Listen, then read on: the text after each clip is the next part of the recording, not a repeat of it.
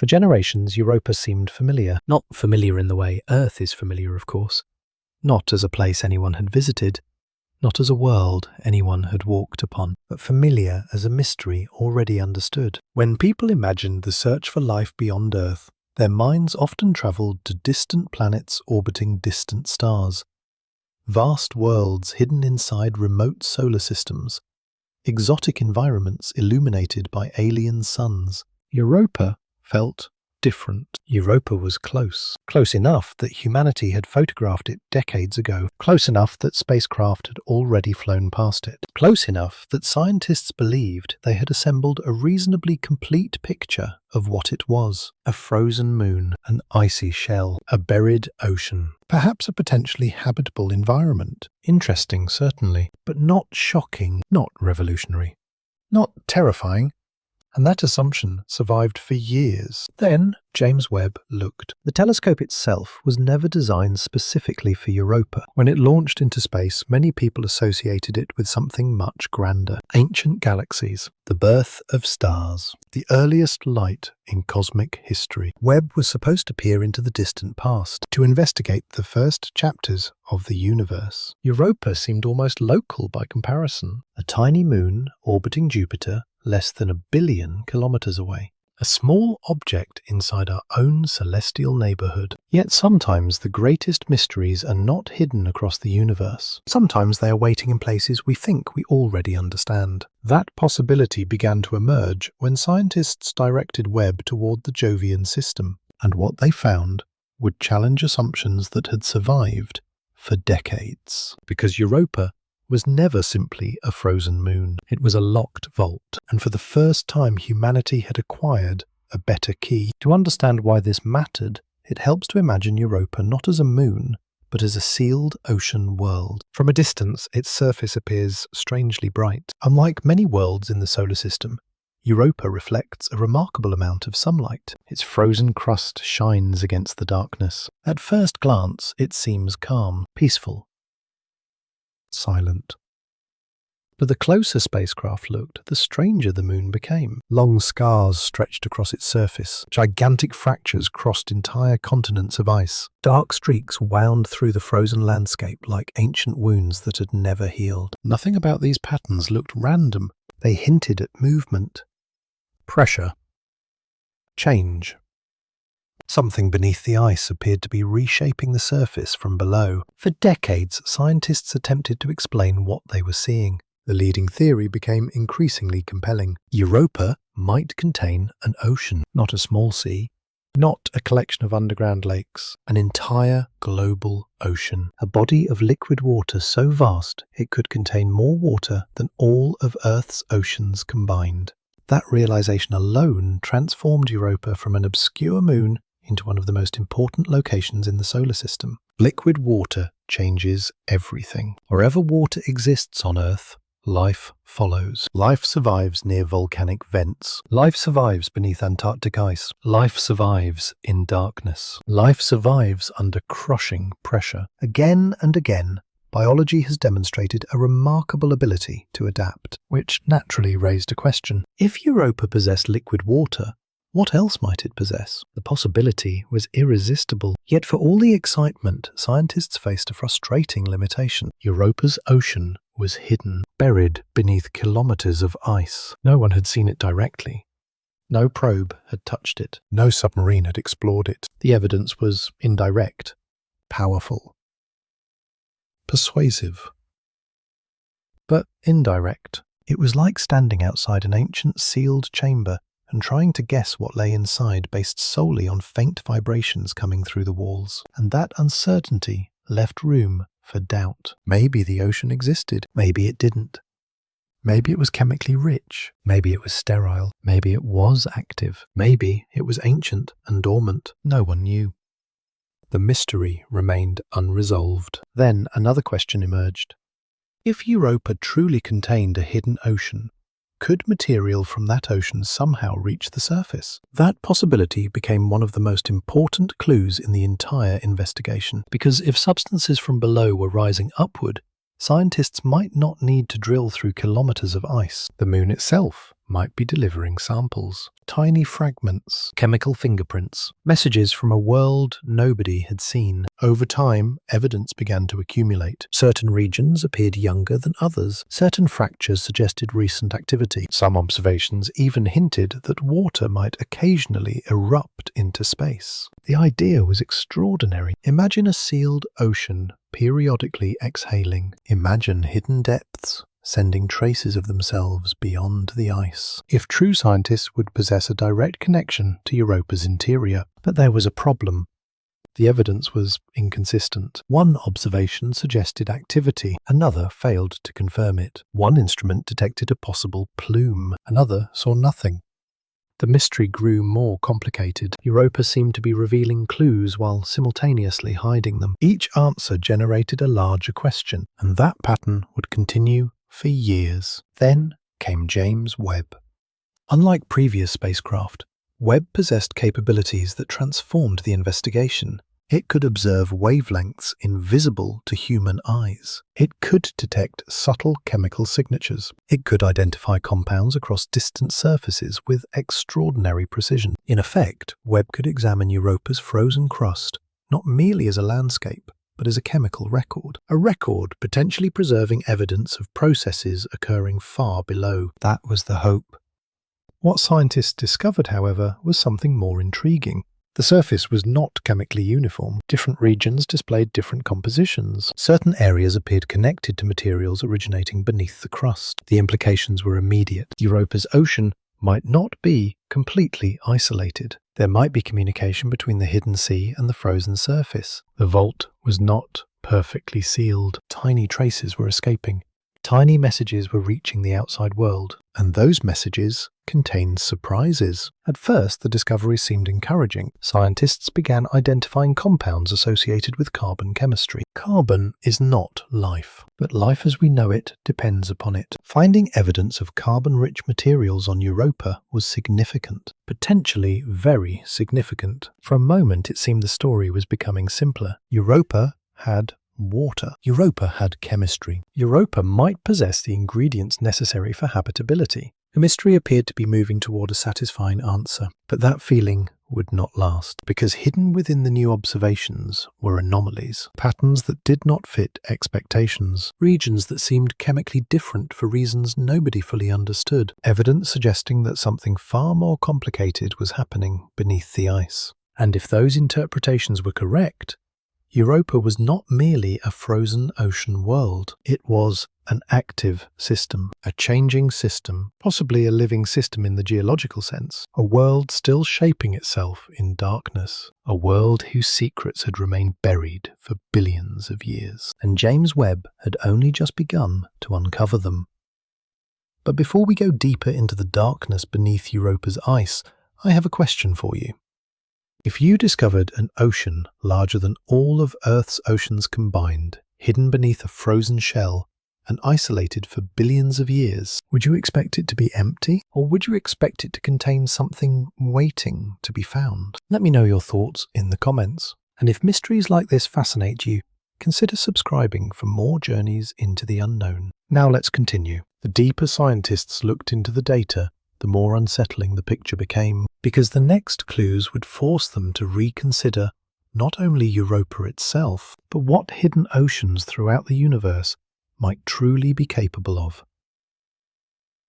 The first impression Europa gives is deceptively simple: a sphere of ice, bright, cold, motionless, a moon suspended in permanent silence beneath the immense shadow of Jupiter. From millions of kilometers away, nothing about it suggests activity.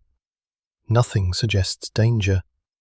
Nothing suggests that one of the solar system's most profound mysteries is hidden beneath its frozen exterior. It looks dead. That assumption has always been comforting. Human beings are accustomed to associating life with movement. Forests sway. Oceans crash against coastlines.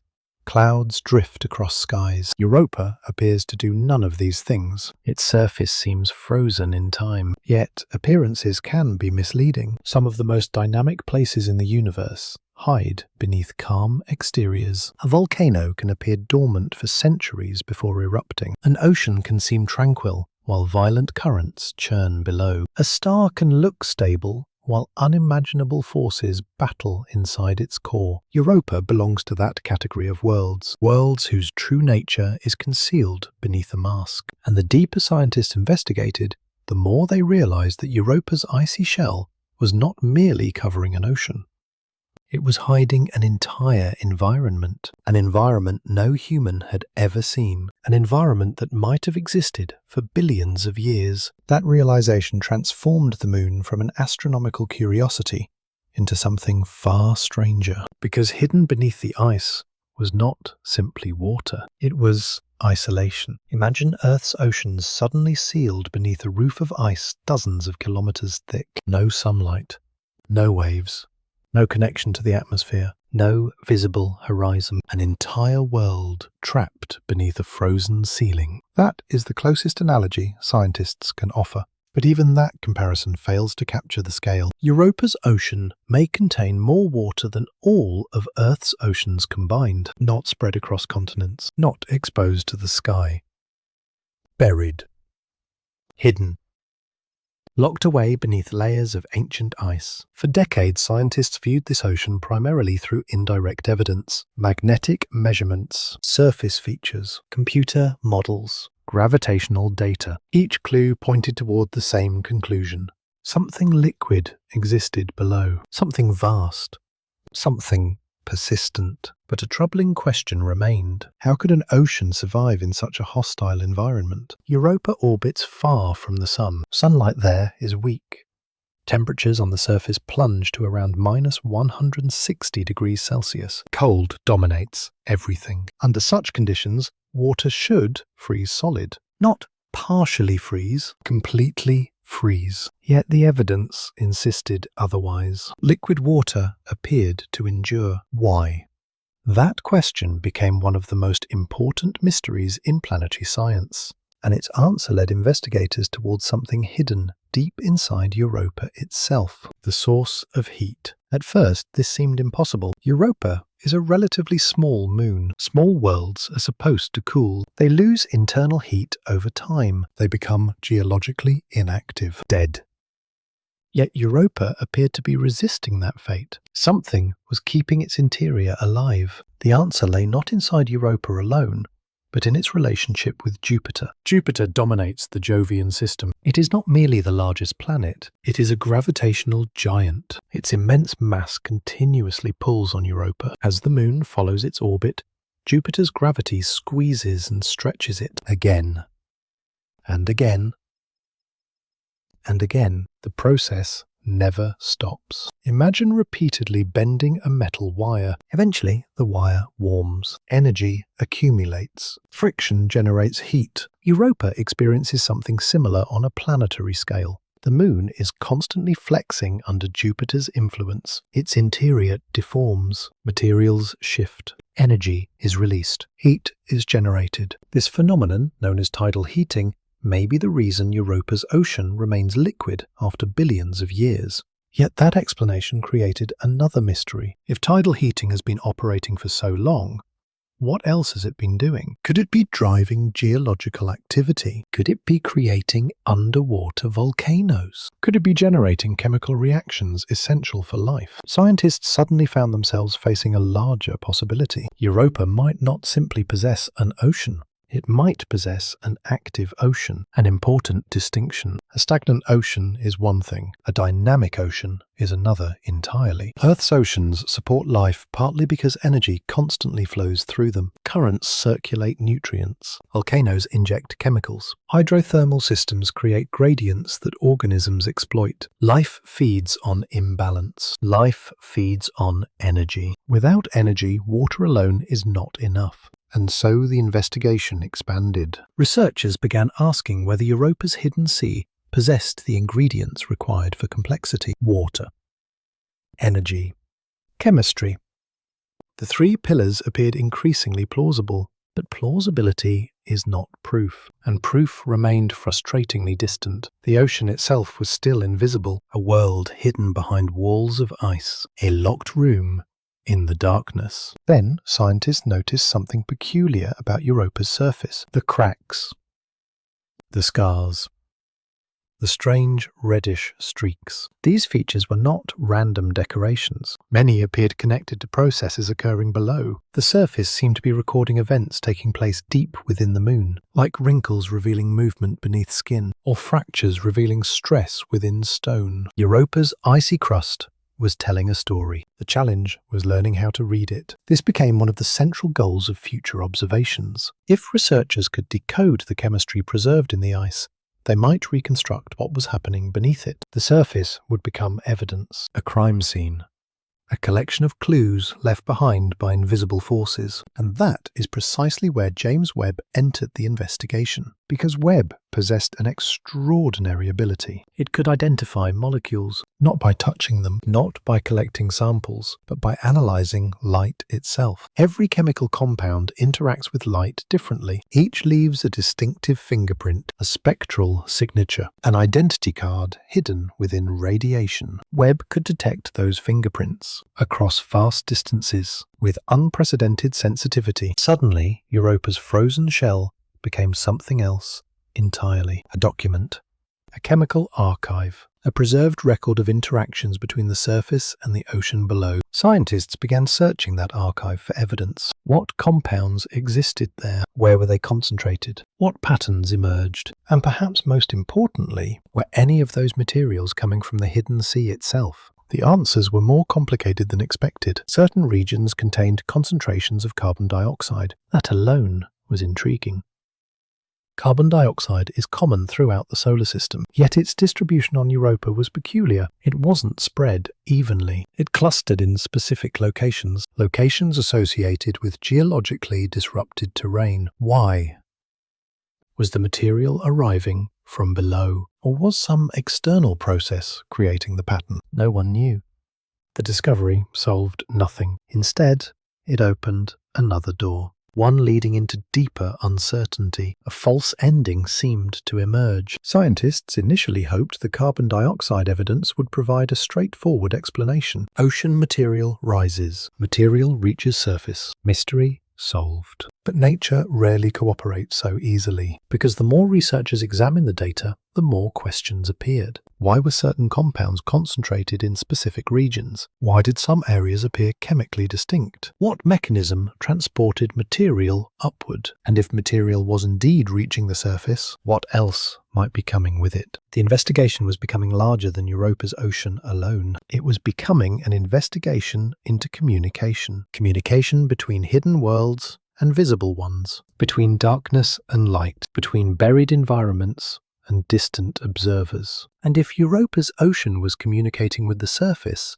however imperfectly, then scientists were no longer studying a sealed vault. They were intercepting messages, ancient messages, messages carried through ice, messages preserved across immense spans of time. The challenge was deciphering them correctly, because one interpretation suggested a relatively ordinary ocean world. Another hinted at something far more active, something more complex, something potentially unsettling. And the next clue would emerge from one of the strangest landscapes anywhere in the solar system, a region whose scars appeared to connect directly to the mysteries hidden below. For most of human history, Europa was nothing more than a moving point of light, a tiny companion accompanying Jupiter across the night sky, invisible to the naked eye, unknown, forgotten. Then in 1610, everything changed. When Galileo Galilei turned a primitive telescope toward Jupiter, he noticed 4 small objects moving around the giant planet. Those observations transformed humanity's understanding of the cosmos. Earth was no longer the unquestioned center of everything. Worlds could orbit other worlds. The universe suddenly became larger, more complicated, more mysterious. Among those 4 moons was Europa. At the time, nobody could have imagined what it truly was. A frozen moon orbiting a gas giant. Nothing more. Or so it seemed. Over the centuries, telescopes improved, spacecraft arrived, images sharpened. The mystery deepened. Yet even after decades of exploration, Europa remained frustratingly distant. Scientists could map its surface, measure its orbit, estimate the thickness of its ice, but the moon's greatest secret remained hidden. Everything important appeared to exist beneath the surface, and that created a peculiar problem. Imagine trying to understand an entire civilization by examining only its rooftops. You might identify buildings, roads, patterns, but the real story would remain concealed inside. Europa presented the same challenge. Researchers were studying the roof of a world, while the main structure remained buried underneath. For years they gathered clues: magnetic anomalies, surface fractures, chemical traces. Each piece of evidence pointed toward the same conclusion: an ocean existed. Yet fundamental questions remained unanswered. What was inside that ocean? How active was it? How long had it existed? Could it support life? The answers were hidden beyond reach. Then James Webb arrived, and suddenly the investigation entered an entirely different phase. Webb occupies a unique position in the history of exploration. Previous spacecraft often traveled directly to the worlds they studied. Voyager flew past Jupiter. Galileo orbited it. Juno continues examining the Jovian system today. These missions approach their targets physically. Webb does something different. It remains far away, more than 1 million kilometers from Earth, suspended near a gravitational balance point in space. From there, it observes patiently, silently, relentlessly. And despite never approaching Europa directly, it possesses an advantage previous explorers lack. It sees wavelengths invisible to human eyes. This is where the investigation becomes strange. Human vision reveals only a tiny fraction of reality, a narrow band of light. Everything outside that band remains hidden, unless specialized instruments uncover it. Infrared light is one of those hidden realms. To human eyes, it is invisible, yet countless physical processes leave traces there. Heat, chemistry, molecular interactions, invisible fingerprints scattered throughout the universe. Webb was designed to detect those fingerprints, which meant Europa could now be examined in an entirely new way, not merely as a moon, not merely as a frozen landscape, but as a chemical system, a place whose surface carried encoded information waiting to be decoded. Scientists knew this possibility existed before Webb ever observed Europa. The real question was whether the telescope would reveal anything genuinely new. Perhaps it would simply confirm what researchers already suspected. Perhaps the investigation would become more precise, but not fundamentally different. That seemed plausible. After all, Europa had already been studied extensively. Surely most major discoveries had already been made. That assumption would not survive long, because when Webb's observations arrived, something immediately stood out. The chemistry was not behaving as expected. At first glance, the findings appeared straightforward. Webb detected carbon dioxide. That may not sound remarkable.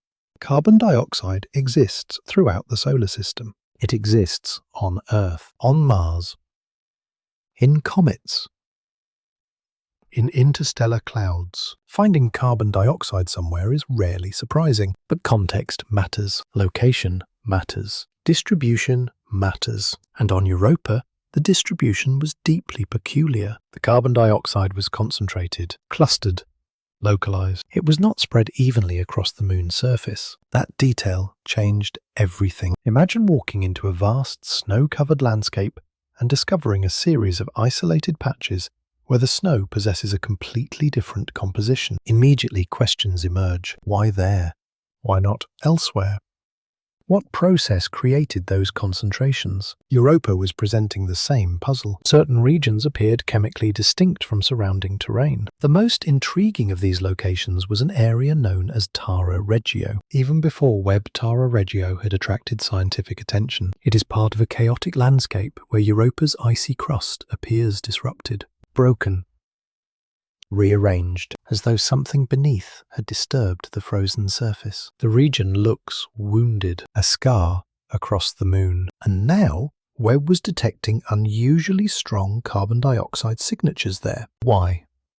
That question quickly became one of the most important mysteries in the entire investigation. One possibility seemed straightforward. Perhaps the material originated from below. Perhaps substances from Europa's hidden ocean were somehow reaching the surface through fractures in the ice. If true, the implications were enormous. Scientists would effectively possess samples from the buried sea, not direct samples, but traces, fragments, chemical echoes rising upward from a hidden world. It was an exciting possibility, almost too exciting, because history teaches an important lesson. The first explanation is rarely the final explanation, and once researchers began analyzing the data more carefully, complications emerged. Could external processes be responsible? Europa is constantly bombarded by radiation trapped within Jupiter's immense magnetic field. Energetic particles strike the surface relentlessly. Over time, they alter chemistry, create new compounds, destroy existing ones. Perhaps the carbon dioxide was not emerging from the ocean at all. Perhaps it was being manufactured at the surface. The investigation suddenly split into competing theories. Ocean origin, surface origin, internal processes, external processes. Each explanation fits some observations. None explained everything. The mystery expanded, and that expansion revealed a deeper problem. Europa's surface was not merely recording information, it was also modifying it. Imagine discovering an ancient manuscript that has been partially erased, partially rewritten, and partially damaged by centuries of weather. The original message remains present, but deciphering it becomes extraordinarily difficult. Europa's surface functions in much the same way. Materials arrive. Radiation alters them. Time transforms them. The evidence survives, but not perfectly. Scientists must reconstruct the original story from incomplete fragments. And that task is far more difficult than simply detecting molecules. Yet despite the uncertainty, something important had changed. Before Webb, researchers largely suspected that communication between Europa's ocean and surface existed. After Webb, that suspicion became significantly stronger. Not proven, not settled, but stronger.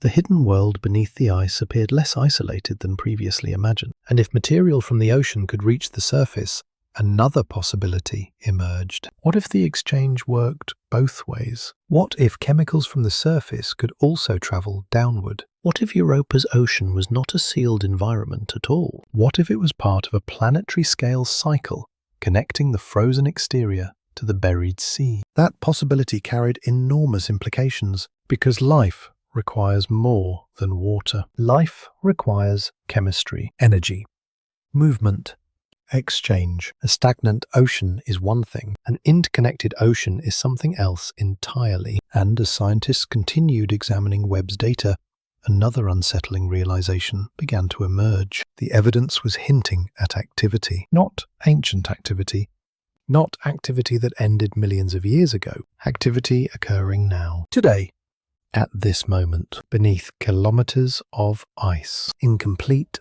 darkness, on a world orbiting far beyond Earth. If that interpretation was correct, Europa was not simply preserving the remnants of a forgotten past. It was still evolving, still changing, still alive in a geological sense. And the next clues would come from the strange scars covering its frozen surface features that looked increasingly like pathways connecting two worlds separated by ice. The answer seemed close. It wasn't. At first, Europa's scars appeared simple. Long cracks, broken ridges, dark lines stretching across frozen plains, features carved into ice by geological forces, nothing more. For decades, scientists catalogued them, mapped them, and debated their origins. Yet the closer researchers looked, the stranger those scars became. Because Europa's surface does not resemble the frozen landscapes found elsewhere in the solar system, it looks disturbed, not by impacts, not by weather, not by erosion, but by something pushing from below. Imagine standing on a frozen lake. Now imagine that lake covering an entire world. Beneath the ice, unseen currents move through dark water. Pressure builds, heat rises. The frozen shell begins to crack and shift. From above, the surface develops fractures. From below, invisible forces continue their work. That analogy may be the closest thing we have to understanding Europa. Because much of what scientists observe on the surface appears connected to processes hidden far beneath it, the Moon seems to be carrying messages upward, not intentionally, not consciously, but inevitably. Every fracture, every disrupted region, every unusual chemical concentration may represent a trace of something occurring below the crust, and James Webb was beginning to read those traces. What made Webb's observations so important was not simply the detection of molecules. Scientists had identified molecules before. The true significance lay in patterns. Patterns often reveal what individual observations cannot. A single clue may mislead. A collection of clues can expose an underlying reality. As researchers examined Webb's spectral data, they noticed that certain compounds were not randomly distributed. They clustered around specific terrains, specific scars, specific geological structures. This was unexpected, because randomness would have been easier to explain. A uniform surface suggests uniform processes. Europa was showing the opposite. Different regions appeared chemically distinct, almost as though multiple stories were being written across the same frozen landscape. The most intriguing story centered around carbon dioxide. The concentration of carbon dioxide within areas like Tara Regio immediately drew attention. But another question quickly followed. Why would carbon dioxide remain there? Europa is not a friendly environment. Far from it. The Moon sits inside one of the most hostile radiation environments in the solar system. Jupiter's magnetic field is immense. Enormous streams of energetic particles become trapped within it. Those particles constantly bombard Europa. The radiation is intense enough to alter molecules, destroy compounds, reshape chemistry. Given enough time, many materials should disappear, which created a puzzle. If carbon dioxide was present, and if radiation continuously damaged it, then something had to explain its persistence. Where was it coming from? That question became increasingly difficult to ignore. One possibility was that Europa's surface chemistry was continually replenished. Fresh material might be arriving from below. If so, the carbon dioxide Webb observed could represent evidence of recent geological activity, not ancient activity. Current activity. The distinction mattered enormously. A dead world preserves history. An active world creates new history, and Europa was beginning to look active. Yet once again, the evidence refused to provide a simple answer, because every promising interpretation generated new complications. Researchers began examining the relationship between chemistry and terrain. Some regions displayed strong chemical signatures, others did not. Some fractures seemed connected to unusual compounds, others appeared chemically ordinary. Why? If ocean material was reaching the surface, why wasn't the process occurring everywhere? Why only in certain locations? Why only along certain scars? The deeper scientists investigated, the more Europa resembled a puzzle with missing pieces. And then another possibility emerged. Perhaps the scars themselves were the missing pieces. Many of Europa's fractures extend for thousands of kilometers. Some intersect. Some branch apart. Some appear younger than surrounding terrain. Collectively, they create the impression of a shell under stress, a shell responding to forces from within. Imagine the surface of a loaf of bread expanding while the crust struggles to accommodate the pressure. Cracks form, patterns emerge, hidden forces become visible. Europa's icy crust may be behaving in a similar way. The fractures could be windows into the Moon's internal dynamics, evidence that the ocean below is influencing the world above. But how direct is that connection? That remained unclear, and it led to one of the most important questions in the entire investigation. How thick is Europa's ice? At first glance, the question seems technical, almost trivial. In reality, it changes everything. If the ice shell is extremely thick, communication between the ocean and the surface becomes difficult. Material remains trapped. The ocean stays isolated. But if the ice is thinner in certain regions, pathways may exist. Pathways through which water salts and other substances could travel. The difference is profound. One scenario describes a sealed vault. The other describes a world capable of exchange, a world where the surface and ocean interact, and James Webb's observations were beginning to favor the second possibility. Not conclusively, But increasingly, the evidence suggested movement, transport, connection. The moon appeared less isolated than scientists once believed. That realization triggered a larger debate, because if Europa's ocean is connected to the surface, then something else becomes possible. Chemical cycling. On Earth, life benefits from cycles. Carbon cycles, water cycles, nutrient cycles. Energy flows from one environment to another. Nothing remains completely isolated. Complexity emerges through interaction. If Europa possesses similar processes, even in a simplified form, then its potential habitability increases dramatically, and that possibility was difficult to ignore. Yet, habitability was not the same as life. Scientists remained cautious. Water alone proves nothing. Carbon proves nothing. Energy proves nothing. Even the combination proves nothing. A world can possess all the ingredients for life and remain sterile.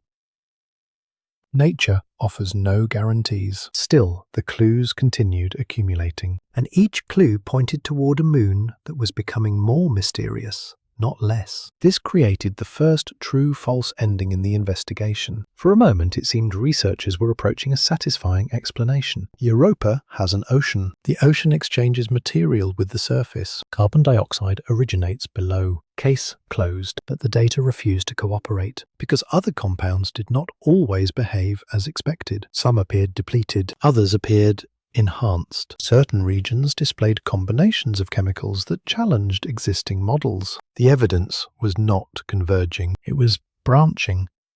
Each answer generated multiple new questions. Scientists realized they might be confronting something far more complicated than a simple ocean beneath ice. Perhaps Europa's hidden sea possesses regions with different chemistry. Perhaps the crust itself plays an active role. Perhaps entirely unknown processes are occurring beneath the surface. No single explanation fit everything, and that uncertainty made the mystery larger, not smaller. The moon seemed determined to remain elusive, like a witness offering fragments of testimony while withholding the central truth. Yet amid the confusion, one conclusion was becoming difficult to escape. Europa was not a static object. It was a system.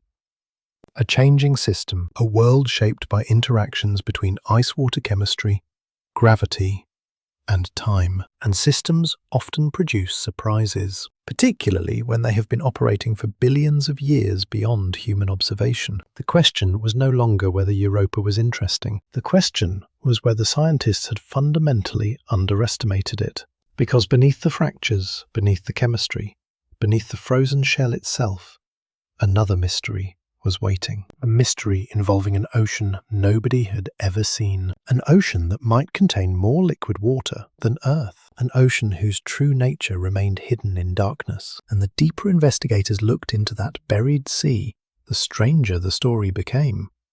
By the time James Webb began delivering its observations, scientists believed they understood what they were looking for. Not life.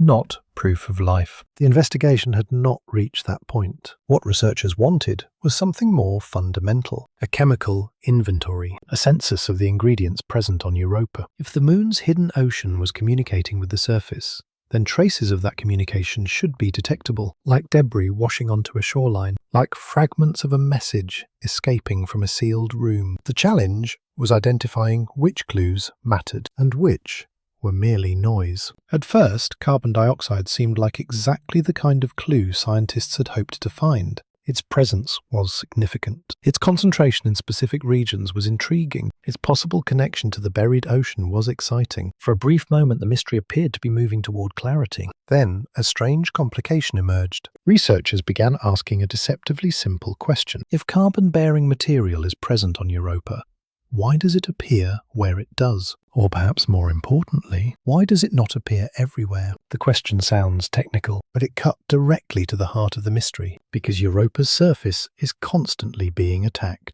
Energetic particles from Jupiter bombard the ice relentlessly. Imagine a delicate painting left exposed in a storm for millions of years. Eventually, the original image fades. Details disappear. Colors vanish. Only fragments remain. Europa experiences something similar. Radiation slowly alters the chemistry of the surface. Compounds break apart. Molecules transform. The evidence is continuously being rewritten, which means that any carbon dioxide surviving there must have a story, a reason for its existence, a source. Scientists expected that source to be relatively straightforward. Perhaps carbon-rich material from the ocean occasionally reached the surface. Fresh deposits formed. Radiation gradually destroyed them. New material arrived. The cycle repeated. Simple. Elegant. Plausible. There was only one problem. Reality refused to cooperate. Because the patterns Webb observed were not behaving the way simple models predicted. Some regions displayed surprisingly strong carbon dioxide signatures. Others showed remarkably little. The distributions seemed selective, targeted, as though invisible processes were choosing where the material would appear. Why? That question became increasingly difficult to answer, and it led scientists toward one of the strangest possibilities in the entire investigation. Perhaps Europa's ocean was not chemically uniform. For years, many people imagined the hidden sea as a single connected body of water, a vast underground ocean extending around the moon. That image remains broadly accurate. But a connected ocean does not necessarily mean a uniform ocean. Earth provides an important example. Our oceans are connected, yet different regions possess different temperatures, different salinities, different chemical compositions, different ecosystems. A traveller moving through Earth's oceans encounters enormous variation. Could the same be true beneath Europa's ice? Could certain regions contain more carbon-rich material than others? Could geological activity create chemical provinces within the hidden sea? The possibility was fascinating and unsettling, because it implied complexity. Complexity means unpredictability, and unpredictability means the investigation becomes far more difficult. Suddenly, scientists were no longer studying a simple ocean world. They were studying an entire environment, an environment with its own internal geography, its own chemistry, its own history. But before researchers could embrace that interpretation, another possibility demanded attention. What if the carbon dioxide wasn't coming from the ocean at all? This was a serious challenge. After all, Europa does not exist in isolation. The moon continuously interacts with its surroundings. Micrometeorites strike its surface. Charged particles bombard it. Material moves through the Jovian system. External sources could potentially deliver carbon-bearing compounds. If that were true, then the apparent connection between carbon dioxide and the hidden ocean might be an illusion, a coincidence, a false lead. The investigation suddenly resembled a detective story. Imagine finding fingerprints at a crime scene. The fingerprints are real, but do they belong to the suspect, a witness, an innocent bystander? Evidence alone is not enough. Context matters. Interpretation matters. Scientists faced the same challenge. The carbon dioxide existed. The question was what it meant, and the deeper they examined the evidence, the stranger the story became. Because Webb revealed something else. The strongest carbon dioxide signals appeared associated with geologically young terrain. This detail immediately attracted attention. Young terrain means recent change. Recent change suggests active processes. Active processes imply that Europa may still be reshaping itself today, not millions of years ago. Now, imagine discovering fresh footprints in a forest. The footprints do not prove who passed through, but they prove something important. Someone was there recently. Europa's chemically unusual regions look like fresh footprints. Evidence of ongoing activity. Evidence that the moon's story was still unfolding. And that realization transformed the investigation, because active worlds are fundamentally different from dead worlds. A dead world preserves history. An active world creates new possibilities. Yet another complication soon emerged, one that nobody expected. The carbon dioxide appeared connected to a region called Tara Regio. Scientists had already identified Tara Regio as unusual. Its surface looked disrupted, chaotic, broken, almost as though the ice had been partially melted, fractured, and reassembled. Now Webb was highlighting the same region chemically. This coincidence was difficult to ignore. Two independent lines of evidence were converging: geology, chemistry.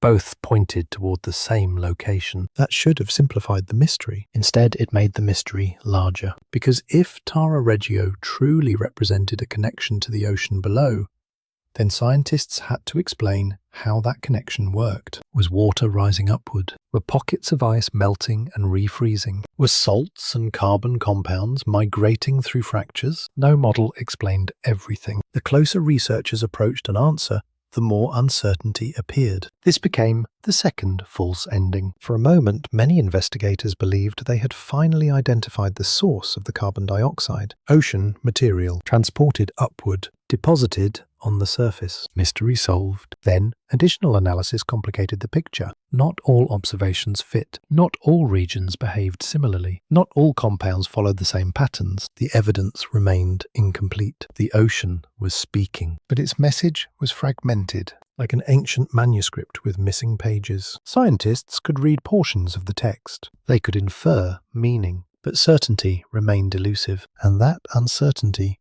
raised an even deeper question. If Europa's ocean is influencing the surface, what is influencing the ocean? The answer seemed obvious at first. Jupiter's gravity, tidal heating, internal energy. Yet the more researchers investigated, the more they realized that the moon's hidden sea might be part of an extraordinarily dynamic system. A system powered by forces operating across immense scales. Forces capable of generating heat, driving circulation, perhaps even sustaining environments that persist for billions of years. The implications were enormous, because the existence of water was never the real mystery. The real mystery was what the water was doing.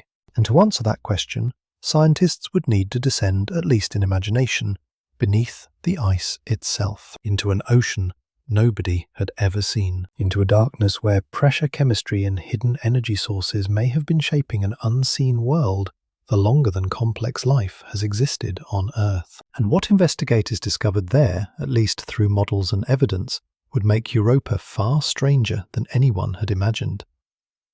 If Europa's surface is a message, then its scars are the words. Long before James Webb observed the moon, scientists were fascinated by those scars. No other world looked quite like this. Across Europa's bright shell stretched immense fractures, ridges, bands and chaotic terrains. Some extended for thousands of kilometers. Some intersected at impossible angles. Some appeared older, partially erased by time. Others looked surprisingly fresh. Together they formed a vast network covering much of the moon. At first, researchers assumed they were simply cracks, frozen fractures created by stress, nothing more. But the longer they studied Europa, the harder that explanation became to defend. The scars seemed too organized, too extensive, too dynamic.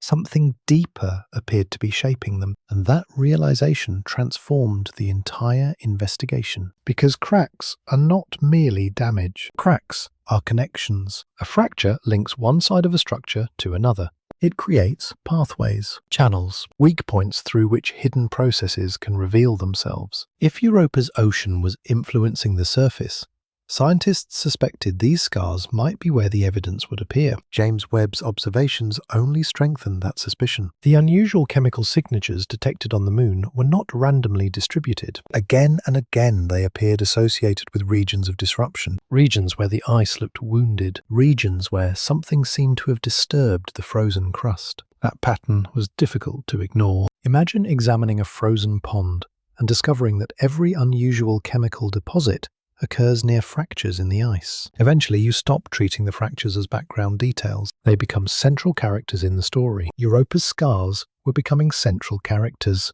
The question was why? To answer that question, scientists turned to one of the most remarkable properties of Europa. Its surface is young. Surprisingly young. This may sound insignificant. It isn't.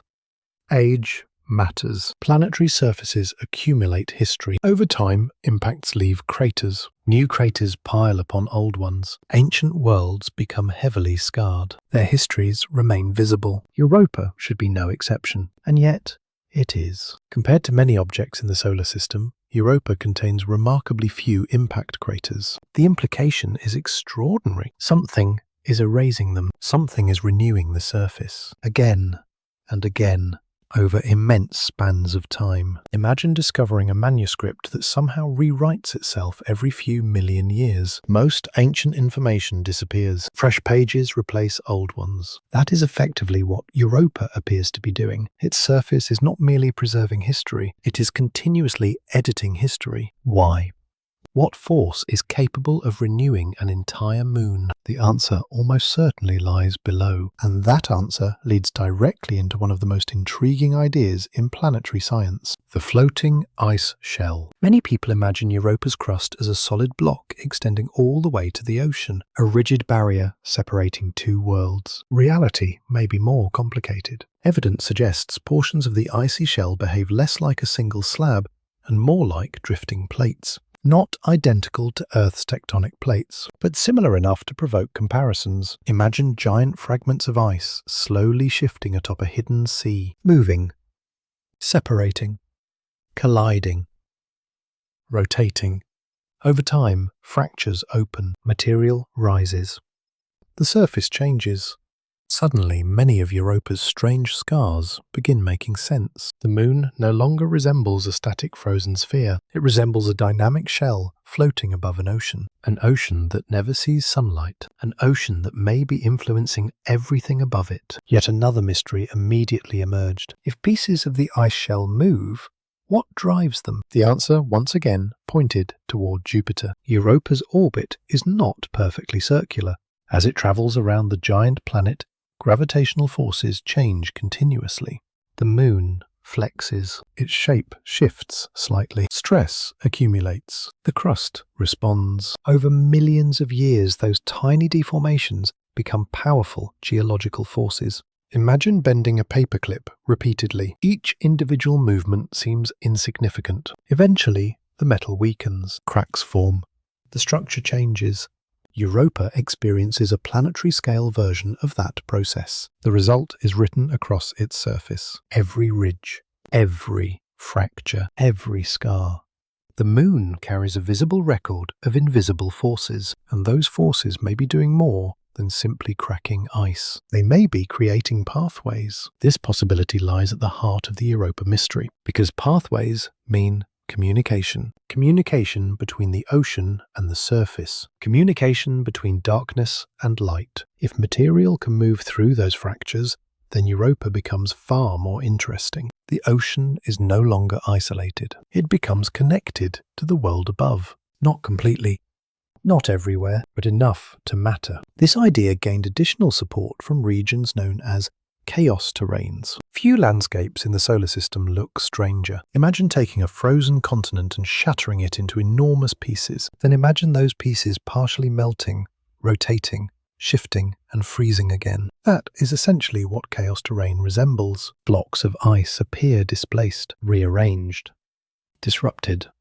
as though the ground itself briefly lost stability. Scientists have debated these regions for years. One leading explanation suggests that warmer material from below weakens the ice. The surface becomes unstable. Sections break apart. Movement follows. If correct, chaos terrains may represent some of the closest interactions between the surface and the hidden ocean. They could be windows, not direct openings, but places where the separation between the two worlds becomes thinner, places where buried processes leave visible traces, and James Webb's observations kept drawing attention back towards such locations. The chemistry seemed to follow the geology. The geology seemed to point toward the ocean. The pieces were beginning to align. At least, that was the impression. Then, the mystery grew larger, because every explanation assumed something fundamental. That Europa's ocean behaves relatively predictably, that its energy sources are understood, that its chemistry follows familiar rules. But what if those assumptions are wrong? What if the ocean itself is far stranger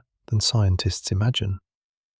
This question emerged as researchers began examining not merely the existence of the sea, but its internal dynamics. How does water circulate beneath the ice? How much energy enters the system? How much heat rises from below? Could underwater volcanoes exist? Could hydrothermal systems operate on the ocean floor? Each question opened another layer of uncertainty, and each layer expanded the scale of the investigation. The mystery was no longer confined to cracks in ice. Now it extended into an unseen ocean potentially deeper than any on Earth. A hidden environment operating for billions of years beyond direct observation. An environment whose secrets might be reaching the surface through the very scars scientists were studying. For a moment, it seemed the investigation was converging. Europa's fractures connected the ocean to the surface. The chemistry supported that connection. The geology reinforced it. The mystery appeared closer to resolution than ever before. Then researchers encountered another complication,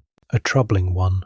Some evidence suggested that the materials reaching the surface might not merely reflect the ocean. They might be transformed along the way, altered, filtered, rewritten, which meant the clues scientists were reading could be distorted versions of the truth. The scars were carrying messages, but were those messages accurate, or were they being changed before reaching the surface? The answer would force investigators to reconsider nearly everything they thought they knew about Europa's hidden sea. And it would begin with a simple realization. Nobody had ever seen the ocean itself.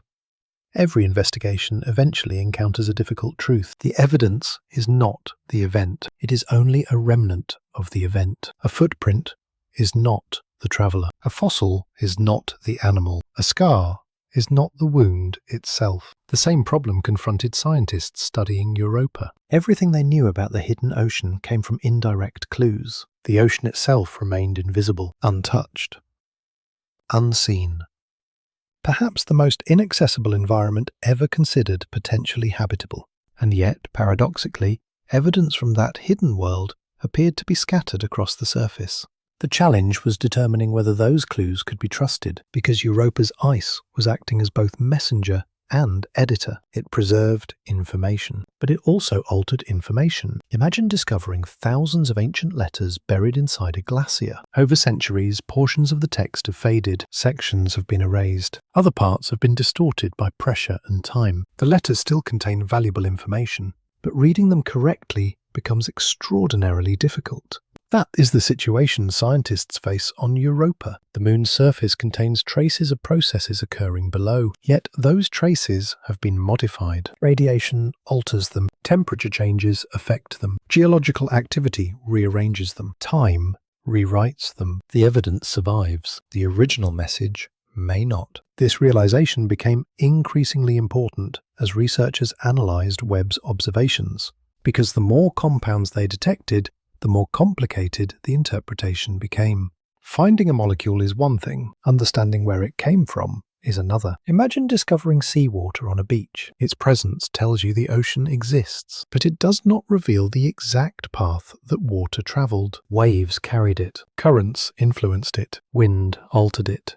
The final deposit represents a long chain of events. Europa's chemistry works similarly. A compound observed on the surface may have originated deep below, or it may have formed during transport, or it may have been modified after arrival. The farther scientists followed the chain backward, the more uncertainty appeared, and uncertainty was becoming the defining feature of the investigation. Yet uncertainty can also be valuable, because it forces researchers to ask better questions. One of those questions emerged from a simple observation. Certain areas of Europa appear younger than others. Some regions show relatively fresh terrain. Others preserve older structures. This difference matters because younger surfaces may contain more recent information. More recent messages from below. Imagine trying to understand a modern civilization. Would you study today's newspapers or fragments from thousands of years ago? Both have value, but one reflects current conditions more accurately. Europa presents a similar choice. Young terrain may provide the clearest glimpse into what is happening beneath the ice today, and that possibility immediately attracted attention. If material from the ocean is reaching the surface, then freshly exposed regions might preserve its chemical fingerprints. Not perfectly, but better than older terrain altered by millions of years of radiation. James Webb's observations reinforced this idea. Several chemically unusual regions corresponded to areas that appeared geologically active. Not active in the dramatic sense of erupting volcanoes or moving mountains, active in the subtle planetary sense, changing, renewing, resurfacing. The distinction is important because change implies energy, and energy implies processes still operating beneath the crust. This brought investigators back to one of the most fundamental questions in the Europa mystery. What is happening inside the ocean right now? Not billions of years ago, not during the formation of the solar system. Today, at this moment. The question seems impossible to answer. No spacecraft has descended through the ice. No probe has entered the sea. No camera has photographed its depths. Yet scientists continue constructing increasingly detailed models, and those models reveal something remarkable. Europa's ocean may not be calm. For many years, popular imagination depicted it as a dark, silent reservoir, a vast body of motionless water trapped beneath ice. The reality could be very different. Imagine an ocean continually influenced by tidal forces, an ocean heated from below, an ocean circulating energy through enormous currents. Instead of a stagnant environment, Europa may possess a dynamic one, an active hidden world, one whose behavior shapes the surface above. And if that is true, then the ice shell becomes more than a barrier. It becomes an archive, a record preserving traces of interactions between two environments. The ocean writes messages, the ice stores them. Scientists attempt to decode them. The process resembles archaeology, not archaeology of ancient civilizations, archaeology of an unseen ocean. Every fracture becomes a clue. Every chemical anomaly becomes evidence. Every observation contributes another fragment to a larger story. Yet, just as the story seemed to be taking shape, another complication emerged, one that threatened to overturn existing assumptions. Researchers began realizing that Europa's surface chemistry may not simply reflect material rising from below. It may also reflect material arriving from above. This distinction is crucial. Jupiter's powerful magnetosphere continuously bombards Europa. Radiation alters molecules. External particles strike the surface. Chemistry evolves. The ice records multiple influences simultaneously. Imagine attempting to reconstruct a conversation after several voices have spoken over one another. The original message remains present, but disentangling it becomes difficult. Europa's surface resembles that overlapping conversation. Signals from the ocean, signals from radiation, signals from external sources, all mixed together. The result is a puzzle far more complex than scientists initially anticipated.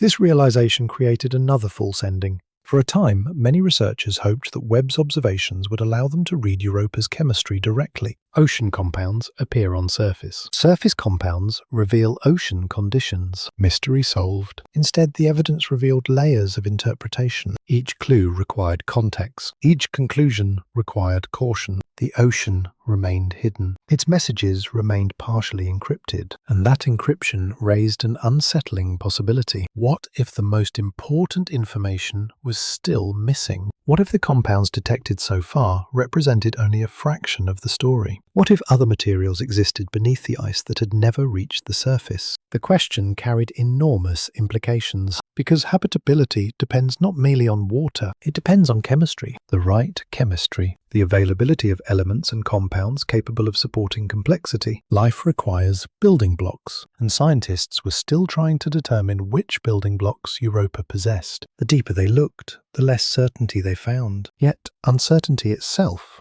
was becoming a clue. Europa consistently resisted simple explanations. Again and again, evidence suggested a world more active, more dynamic, and more interconnected than expected. The moon was refusing to behave like a frozen relic. Instead, it looked increasingly like a living geological system, a system whose history remained unfinished. And if the ocean was truly active, another question became unavoidable. Activity requires energy, not just a little energy, sustained energy over immense spans of time. Where was that energy coming from? The answer seemed obvious at first. Jupiter. Tidal heating, case closed. But as researchers investigated further, they discovered that the story of Europa's hidden energy might be far stranger than anyone imagined. Because beneath the ice, far below the ocean itself, another hidden world may exist. A world capable of reshaping everything scientists thought they knew about this silent moon. Every mystery has a center, a place where all the clues seem to point. For Europa, that center is not a crater, not a mountain, not a fracture. It is an ocean, a vast ocean that no human being has ever seen. Everything in the investigation ultimately leads back to it. The scars on the surface, the unusual chemistry, the strange patterns detected by James Webb, the possibility of habitability, the search for life. All of it depends on a hidden sea buried beneath kilometers of ice. And yet the remarkable truth is that scientists know this ocean exists without ever having observed it directly. That alone makes Europa one of the strangest worlds in the solar system. Imagine discovering evidence for an entire continent while never seeing its coastline. Imagine reconstructing an ocean solely from clues hidden in gravity, magnetism, and geology. That is essentially what researchers have done. The ocean is inferred. Its presence emerges from evidence, piece by piece, observation by observation. A hidden world assembled from shadows. One of the strongest clues arrived decades before James Webb ever launched.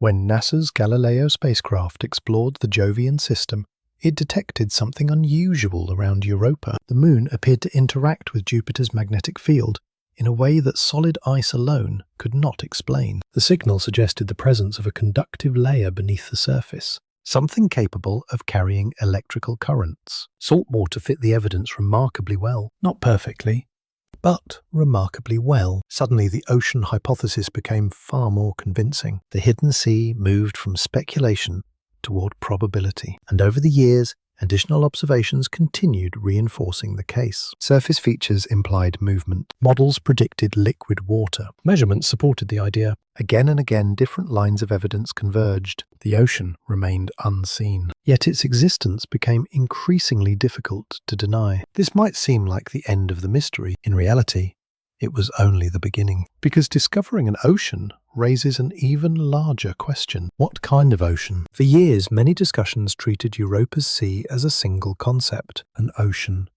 A body of water. A simple, hidden reservoir. But Earth's oceans provide an important lesson. No ocean is truly simple. Different regions possess different temperatures, different chemical compositions, different energy sources, different biological communities. The ocean itself is a world, perhaps many worlds.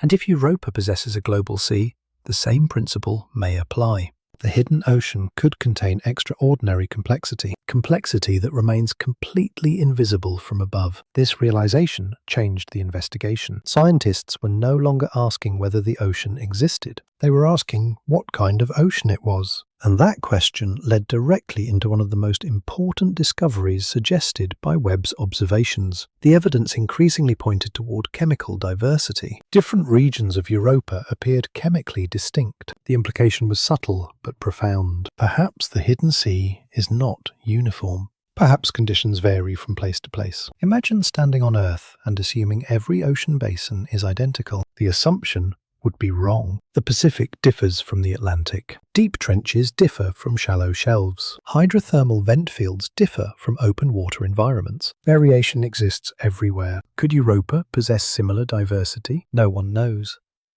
But the possibility grows more difficult to dismiss, especially when geological evidence enters the picture. Europa's surface is not behaving like the surface of a dead moon. It is fractured, renewed, reshaped. The patterns suggest ongoing interaction between the ice shell and whatever lies beneath. That interaction implies movement, and movement implies energy. Once again, the investigation returned to the same question. Where does the energy come from? At first, the answer seems straightforward. Jupiter. The giant planet continuously flexes Europa through tidal forces. The moon stretches, compresses, warms internally. Case closed. Except it wasn't. Because the amount of energy entering Europa may have consequences far beyond merely preventing the ocean from freezing. Imagine repeatedly squeezing a sponge. The pressure affects every part of the structure. Europa experiences similar stresses over billions of years. Those stresses may generate heat throughout the interior. They may drive circulation. They may influence geology. They may even shape the ocean floor itself.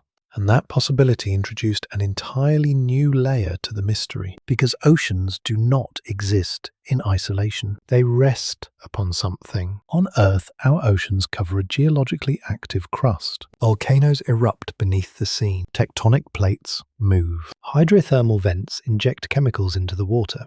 The ocean and seafloor interact continuously. Could Europa possess something similar? The idea once sounded speculative. Now it appears increasingly plausible. Models suggest the ocean rests atop a rocky interior. That rocky interior may contain radioactive elements. It may experience heating. It may interact chemically with seawater. If so, Europa's ocean is not merely a pool of water. It is part of a planetary system, a system exchanging energy and matter across multiple layers. Ice, ocean, rock, heat, chemistry, everything connected, everything influencing everything else. The implications are enormous, because wherever water meets rock in the presence of energy, interesting things tend to happen. On Earth, some of the most remarkable ecosystems exist around hydrothermal vents. These environments thrive without sunlight. Life depends on chemistry rather than photosynthesis. Organisms exploit energy emerging from Earth's interior. For decades, this discovery transformed how scientists think about habitability. Sunlight may not be required. Energy is what matters. And suddenly, Europa looked very different. The moon no longer resembled a frozen wasteland. Instead, it began to resemble a giant experiment, an ocean. Energy, chemistry, billions of years of stability. Many of the ingredients associated with habitability appeared to be present, not proven, but present.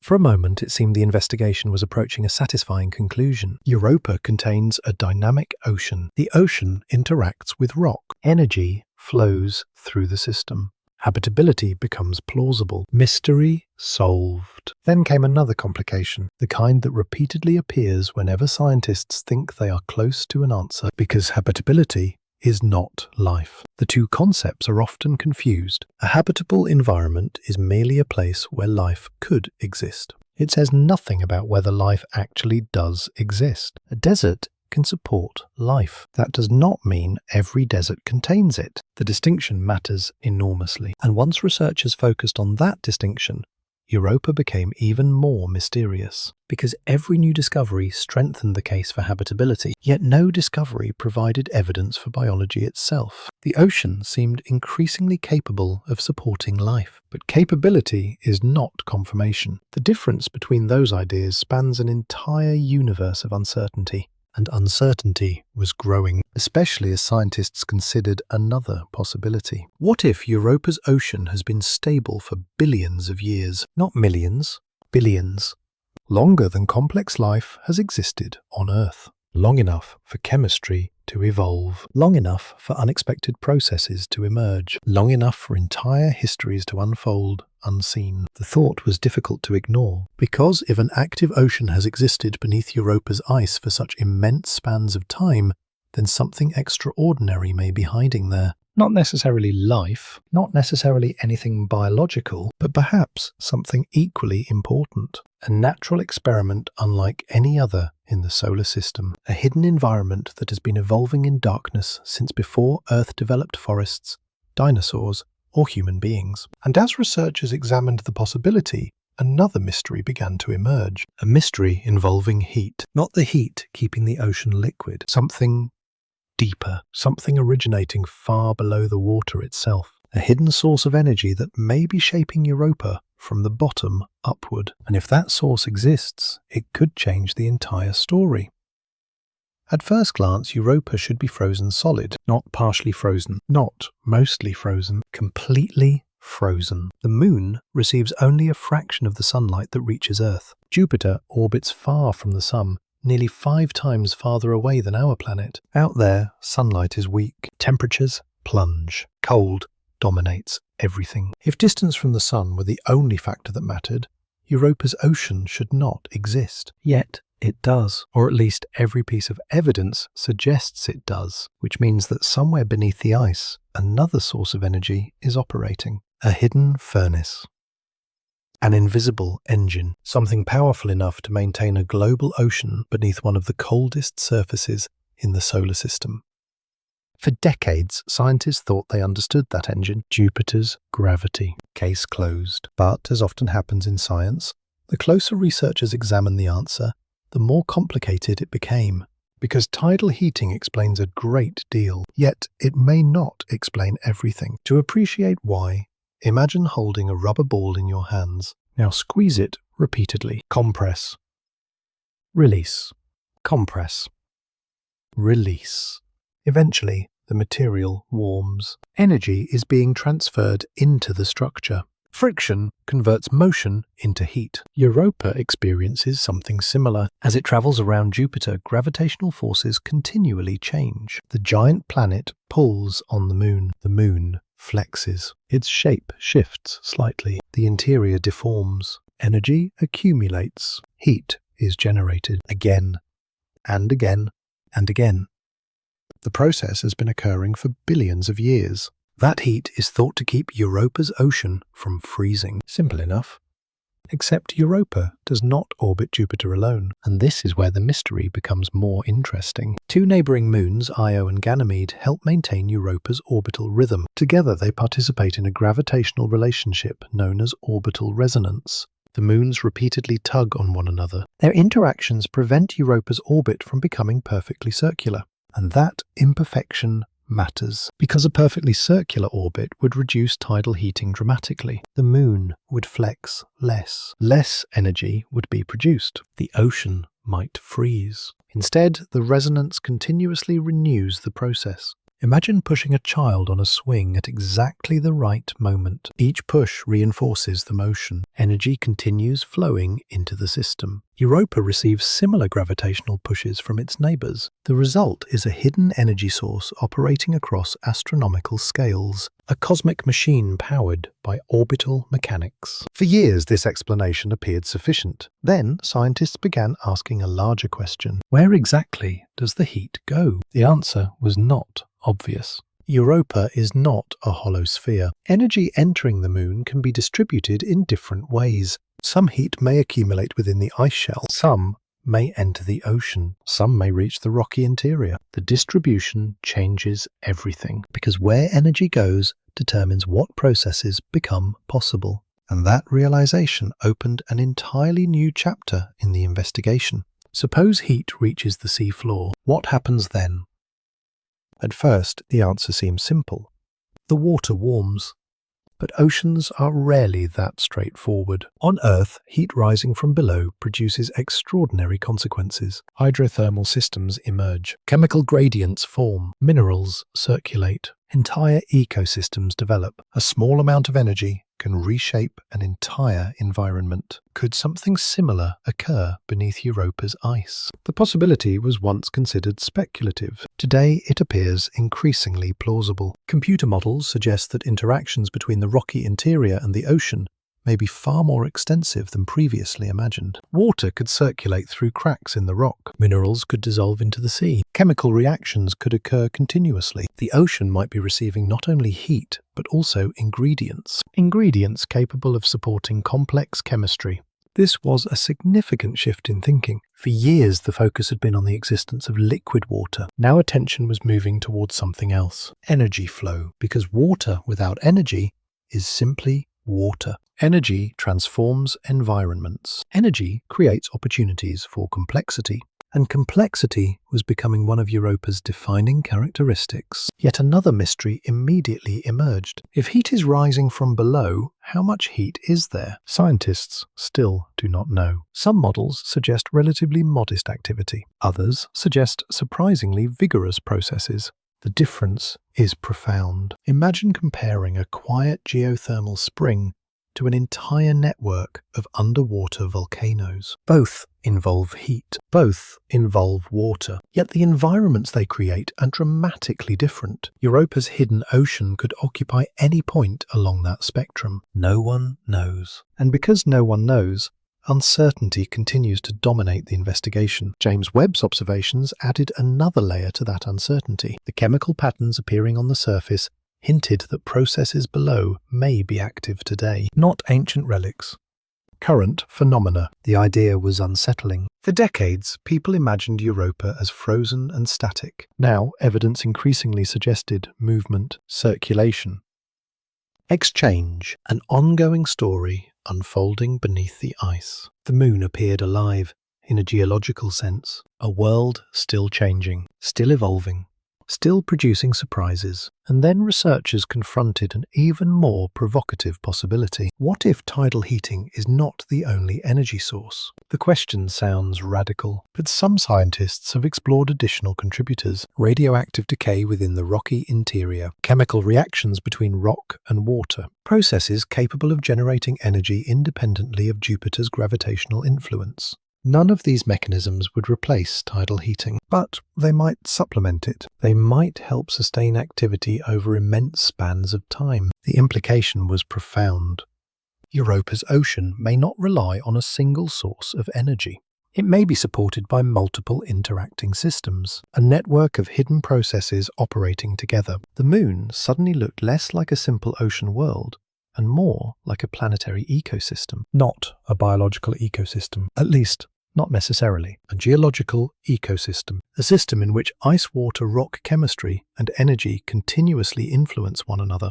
The more scientists studied it, the harder it became to view Europa as a passive object. It was behaving like a dynamic environment, an environment with history, with structure, with ongoing activity. And activity leaves traces, which brought researchers back to James Webb, because the telescope was not merely detecting molecules, it was detecting evidence of processes. The chemistry visible on the surface hinted at movement below. Movement implied energy. Energy implied ongoing interactions. The pieces were beginning to fit together, at least partially. For a moment, another false ending appeared. The mystery seemed close to resolution. Europa possesses a hidden ocean. Tidal heating keeps it liquid. Internal processes shape the environment. Surface chemistry reflects those processes. Case closed. Then a more disturbing question emerged. A question no one could easily answer. What if all this energy has been operating for billions of years? Not millions, billions.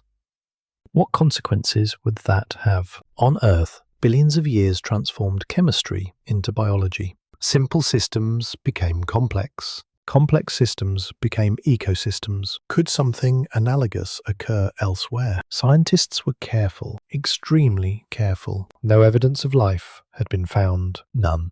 Yet the conditions beneath Europa were becoming increasingly difficult to dismiss. Water, energy, chemistry, time. The four ingredients kept appearing again and again, and time, perhaps more than anything else, was forcing researchers to take Europa seriously. Because if an active ocean has endured for billions of years beneath the ice, then the moon may have been running one of the longest natural experiments in the solar system. An experiment hidden from view, an experiment only now beginning to reveal itself. And the next clues would lead investigators toward the most uncomfortable question of all. Not whether Europa could support life, but whether the chemistry already unfolding there bears any resemblance to the chemistry that once transformed Earth. There is a moment in almost every scientific investigation when the questions stop being comfortable. The evidence begins innocently enough. A molecule is detected. A pattern emerges. A theory gains support. Researchers feel as though they are slowly illuminating a dark room. Then suddenly they realize the room is much larger than they imagined. That is what happened with Europa. For years, the central question seemed straightforward. Does Europa possess liquid water? Eventually, the evidence became compelling. Then the question changed. Does Europa possess the chemistry necessary for life? That question was more difficult, more controversial, and far more unsettling. Because chemistry occupies a strange position in the search for life. Chemistry is not biology, yet biology emerges from chemistry. Every living organism on Earth is built from molecules, carbon compounds, water, salts, energy-bearing chemicals. Life does not appear from nothing. It arises from ingredients interacting over time, which means that whenever scientists encounter a potentially habitable environment, they immediately begin asking about chemistry. Not because chemistry proves life, but because chemistry determines possibility, and Europa was beginning to look chemically interesting. Perhaps uncomfortably interesting. James Webb's observations strengthened that impression. The carbon dioxide detected across parts of the surface was significant, not because carbon dioxide itself is rare. It is not. The significance came from context. The distribution suggested relationships between chemistry and geology, relationships between the surface and the hidden ocean, relationships that hinted at active processes. The discovery did not answer questions. It created them. Where did the carbon originate? How was it transported? What other compounds might exist below? And perhaps most importantly, what chemistry was occurring in the ocean itself? That last question proved especially difficult because Europa's sea remains inaccessible. Scientists cannot collect direct samples. They cannot lower instruments through the ice. They cannot analyze the water in laboratories. Instead, they must reconstruct the chemistry indirectly, like detectives rebuilding a crime scene from fragments of evidence. This is where the investigation became particularly fascinating and particularly frustrating, because several independent lines of evidence suggested that Europa's ocean may contain ingredients relevant to habitability. Salts, carbon-bearing compounds, potential energy sources, interactions between water and rock. Each clue alone was intriguing. Together, they formed a pattern. Not proof, a pattern. And patterns matter. Imagine hearing a single, distant note. It means little. Hear enough notes arranged together and suddenly a melody emerges. Europa's chemistry was beginning to resemble a melody. Incomplete, fragmented, yet increasingly recognizable. The question was what song it was playing. To understand why scientists became so interested, it helps to consider one of the most important discoveries in modern biology. For much of history, researchers assumed sunlight was essential for life. The assumption seemed obvious. Plants require sunlight. Ecosystems depend upon plants. The chain appears straightforward. Then, explorers discovered hydrothermal vent communities deep within Earth's oceans, entire ecosystems thriving in total darkness. No sunlight. No photosynthesis. Life sustained by chemistry alone. The discovery changed everything. Suddenly, environments once considered uninhabitable looked very different. Darkness no longer implied sterility. The absence of sunlight no longer ruled life out. Europa benefited enormously from this shift in thinking, because beneath its ice, sunlight never reaches the ocean, not a single ray. The sea exists in permanent darkness. If life requires sunlight, the story ends there. If life can exploit chemistry instead, the story becomes much more interesting and perhaps much more mysterious. Scientists began focusing on chemical energy. Where could it come from? One possibility involved interactions between water and rock. When seawater circulates through certain minerals, chemical reactions occur. Those reactions can release energy. On Earth, microorganisms exploit such energy sources routinely. Could analogous processes occur beneath Europa? The possibility seemed increasingly plausible, especially as models suggested ongoing contact between the ocean and the rocky interior. The hidden sea might not be isolated from the moon's interior at all. It might be interacting with it continuously, receiving minerals, receiving chemicals, receiving energy, an active environment rather than a passive one. Yet every promising clue produced another layer of uncertainty, because chemistry can be deceptive. The presence of ingredients tells us what is possible, not what has happened. Imagine entering a kitchen stocked with flour, water, salt, and yeast. Those ingredients could become bread, but they could also remain untouched forever. Potential is not outcome. Europa's chemistry presented the same challenge. The ingredients appeared increasingly favorable. Whether anything emerged from them remained completely unknown. And that uncertainty created a strange tension within the investigation. On one hand, scientists became more optimistic about habitability. On the other hand, they remained unable to say anything definitive about life itself. The two ideas advanced together, but never merged. Then another complication appeared, one that forced researchers to rethink their assumptions. What if Europa's chemistry is fundamentally different from Earth's? This possibility is easy to overlook. Human beings naturally compare alien environments to familiar ones.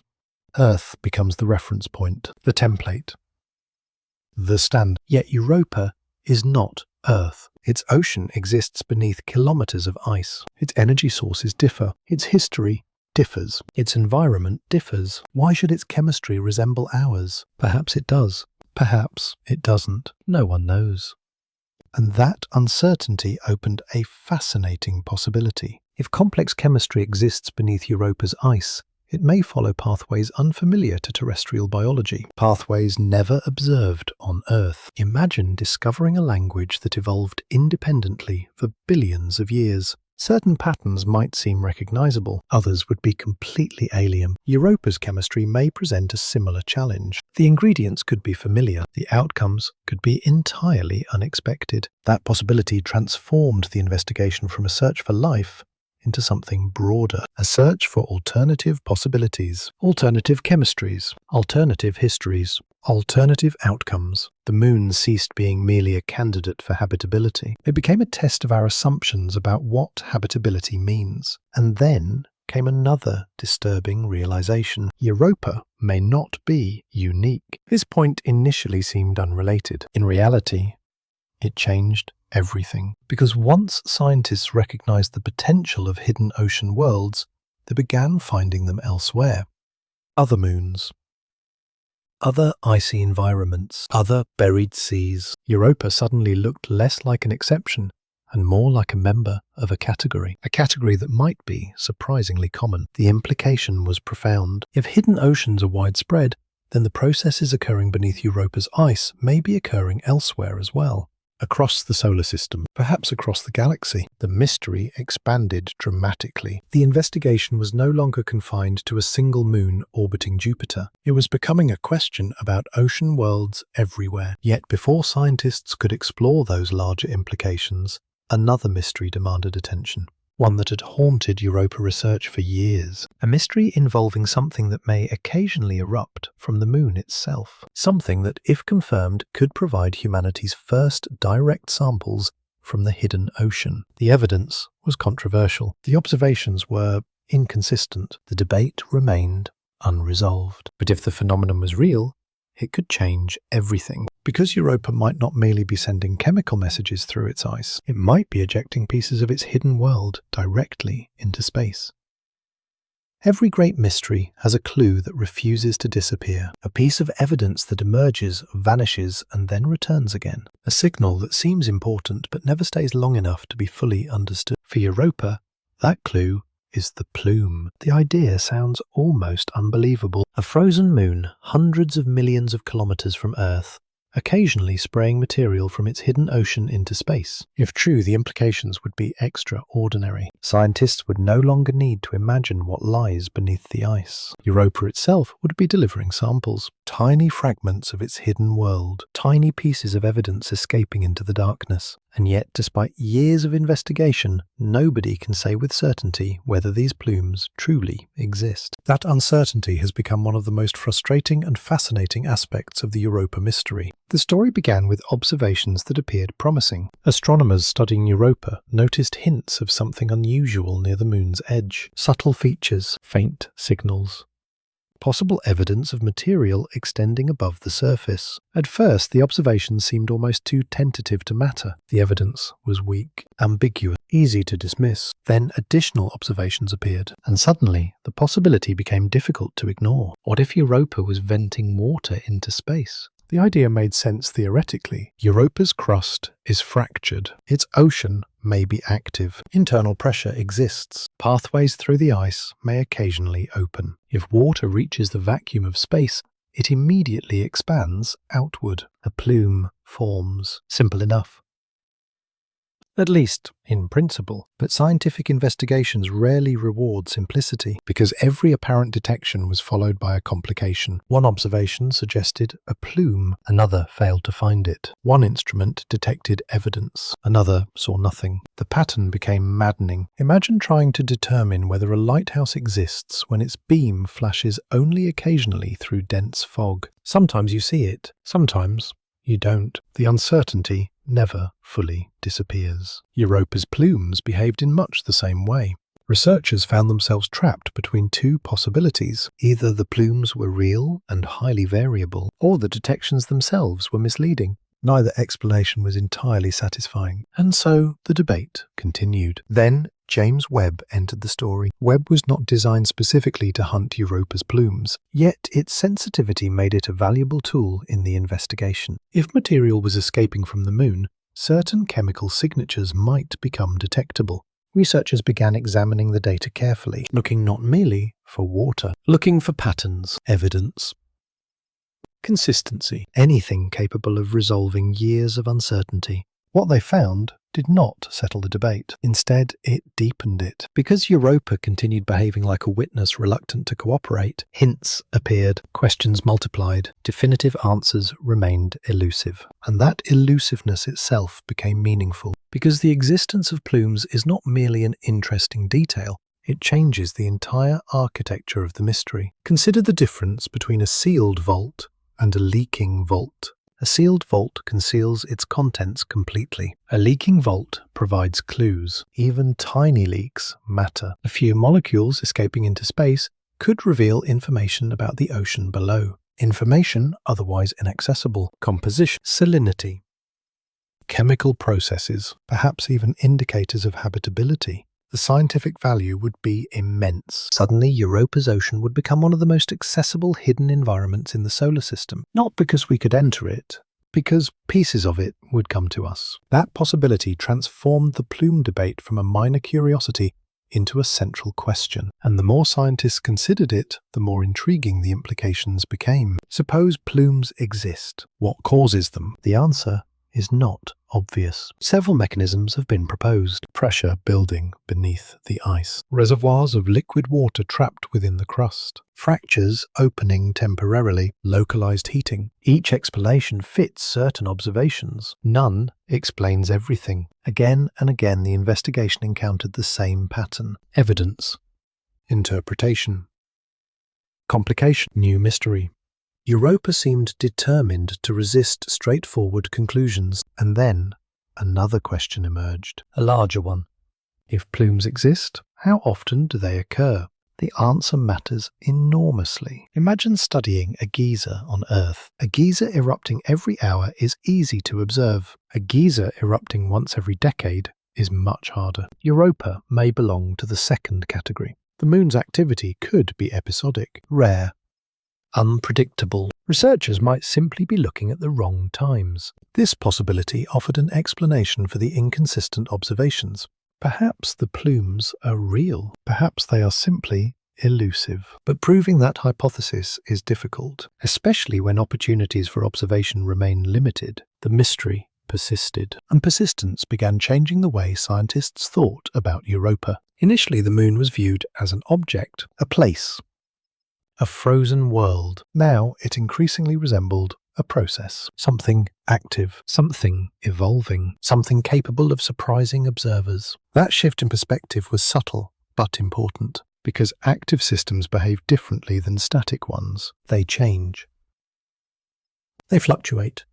They generate events, and events leave traces. The plume mystery may be one such trace. Evidence that Europa's hidden ocean is not entirely isolated. Evidence that the moon occasionally communicates with the outside universe. Yet even if plumes exist, another challenge remains. Material travelling through the ice does not necessarily arrive unchanged. Chemical signatures can be altered, filtered, modified.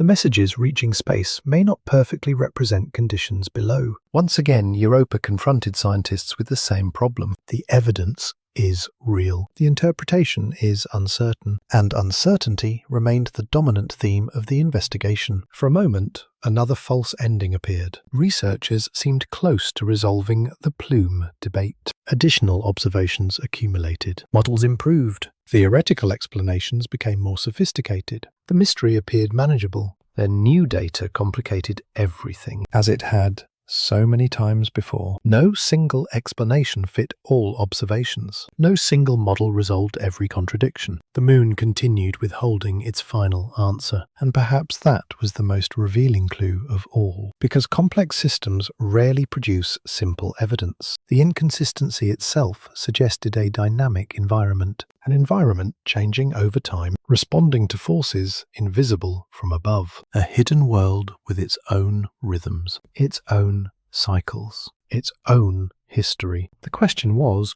what that history looked like, and answering it required stepping back, looking beyond individual plumes, beyond individual molecules, beyond individual observations. Researchers needed a larger framework, a way to connect chemistry, geology, energy, and time into a single, coherent picture. For a brief moment, it seemed they had finally found one. A theory capable of explaining nearly everything. An interpretation that brought the scattered clues together. The mystery appeared close to resolution. But the next chapter would reveal why that confidence was premature.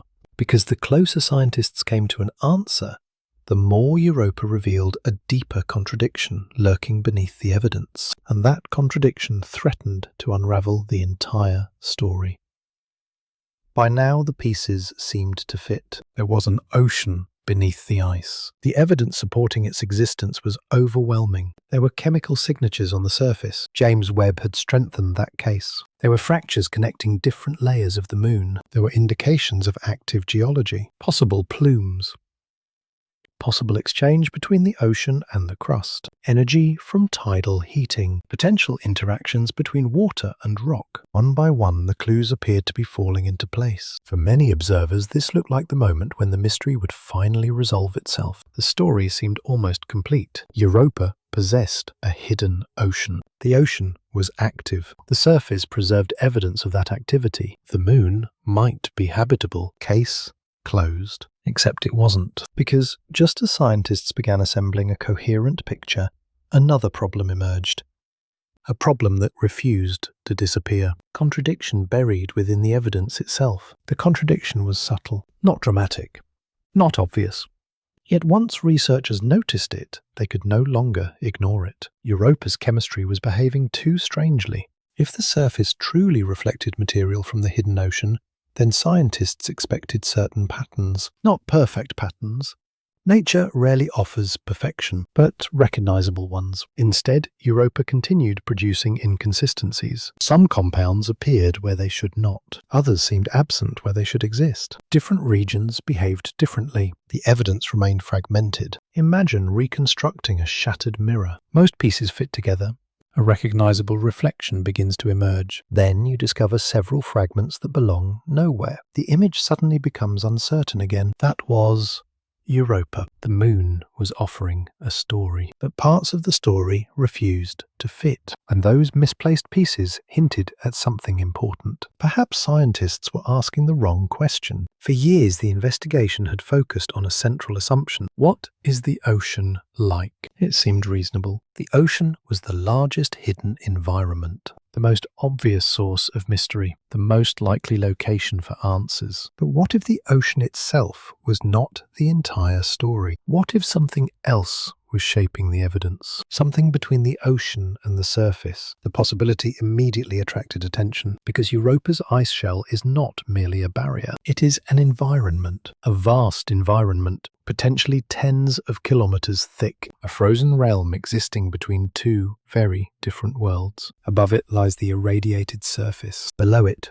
lies the buried ocean. In between exists ice. Ancient ice. Dynamic ice. Ice capable of movement, deformation, and chemical transformation. And that realization changed everything. Because if material travels upward from the ocean, it must pass through that ice. The journey may not be simple. Imagine sending a message through a long chain of translators. Each translator alters a few words, changes a few phrases, introduces small distortions. By the time the message arrives, parts remain recognizable. Other parts have changed completely. Europa's ice may be performing a similar role. Materials originating in the ocean could be modified during transport, filtered, transformed, rewritten. If so, the surface might not provide a direct view of the hidden sea. It might provide a distorted one. That possibility solved some problems. Yet it created even larger questions. How much distortion occurs? Which compounds survive? Which disappear? Which new compounds form along the way? The investigation suddenly became more complicated, not less. Another false ending had collapsed. The apparent solution revealed a deeper mystery. And then researchers encountered an even more unsettling possibility. What if portions of Europa's ice shell contain liquid water themselves? Not the global ocean below, smaller reservoirs, localized pockets, temporary lakes trapped within the crust. The idea initially sounded speculative, yet evidence from surface features suggested it might be plausible. Certain terrains appeared easier to explain if liquid water occasionally existed within the ice. Not everywhere. Not permanently, but in specific regions, at specific times. If true, Europa becomes a layered world. Surface, ice shell, subsurface lakes, global ocean, rocky interior, each layer interacting with the others, each layer influencing the evidence. The moon suddenly looked far more complex than anyone had anticipated, and complexity was becoming impossible to ignore. Consider Earth. Our planet's oceans alone are complicated. Add continents, atmosphere, ice caps, ecosystems, and geology, and the system becomes extraordinarily difficult to understand. Europa may possess its own version of layered complexity. Different environments stacked atop one another, different processes operating simultaneously, different histories overlapping. The surface chemistry Webb observed could represent the combined result of all those interactions, not a single process, many processes. And if that interpretation was correct, scientists faced a sobering realization. They might be underestimating Europa again.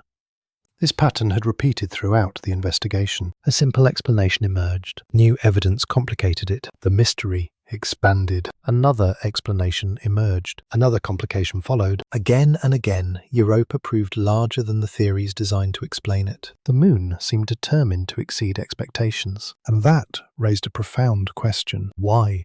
Why does Europa appear so dynamic? Why does it resist simple models? Why does every answer reveal deeper uncertainty? The question pointed towards something researchers had only begun to appreciate: time. Specifically, geological time. Europa is not a temporary environment. It is an ancient one. The moon has existed for billions of years. Its ocean may have existed for billions of years. Its energy systems may have operated for billions of years. That duration matters a great deal. Imagine leaving a complex system running continuously for billions of years. Unexpected structures emerge. Unexpected interactions develop. Unexpected histories unfold. Europa has had time for complexity to accumulate. Time for processes to evolve. Time for surprises to emerge. And that realization changed the emotional tone of the investigation. The mystery was no longer simply about habitability. It was about history. A hidden history. A history unfolding beneath the ice, while Earth experienced the rise and fall of continents, the evolution of life, and the emergence of humanity. All the while, Europa's ocean remained hidden, unseen, silent, yet perhaps not inactive. The thought was difficult to dismiss, because every new clue pointed toward a world still changing today. Not a relic, not a fossil, a living geological system. And if Europa has been active for billions of years, then scientists must confront another possibility, perhaps the most important possibility yet. The ocean may not merely contain water. It may contain environments, different regions, different conditions, different stories. The hidden sea could be far more diverse than anyone imagined, and that possibility would lead investigators toward one of the most extraordinary revelations in the entire mystery. A revelation suggesting that beneath the ice lies not a simple ocean, but an entire unseen world. For decades, the phrase Europa's ocean created a very specific image: a single body of water, dark, cold, global, hidden beneath a shell of ice. Simple. The image was useful. It helped scientists explain the moon. It helped the public understand the mystery. It provided a framework for investigation. But useful ideas are not always complete ideas. And as the evidence accumulated, researchers began realizing that Europa's ocean might be far stranger than the phrase itself suggested. Because oceans are rarely uniform. On Earth, standing on a beach can create the illusion of simplicity. The sea stretches toward the horizon, a continuous body of water, one ocean. Yet beneath that surface exists staggering complexity. Currents move heat around the planet. Deep trenches descend into darkness. Hydrothermal systems reshape chemistry. Entire ecosystems occupy isolated regions. The ocean is not a single environment. It is countless environments interacting simultaneously. Increasingly, scientists began wondering whether Europa might be similar. Not in details. In principle, the hidden sea could contain internal structure, internal variation, internal geography. And if that were true, then much of the investigation had been asking questions at the wrong scale. The mystery was no longer simply, what is Europa's ocean like? The mystery was becoming, which part of Europa's ocean are we talking about? That shift may sound subtle.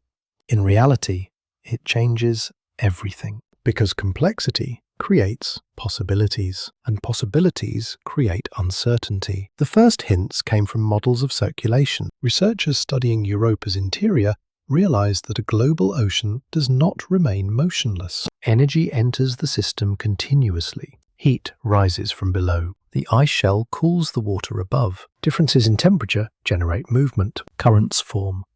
Water circulates. Imagine placing a pot of water over a low flame. Eventually, the liquid begins moving. Warm water rises. Cool water sinks. Patterns emerge.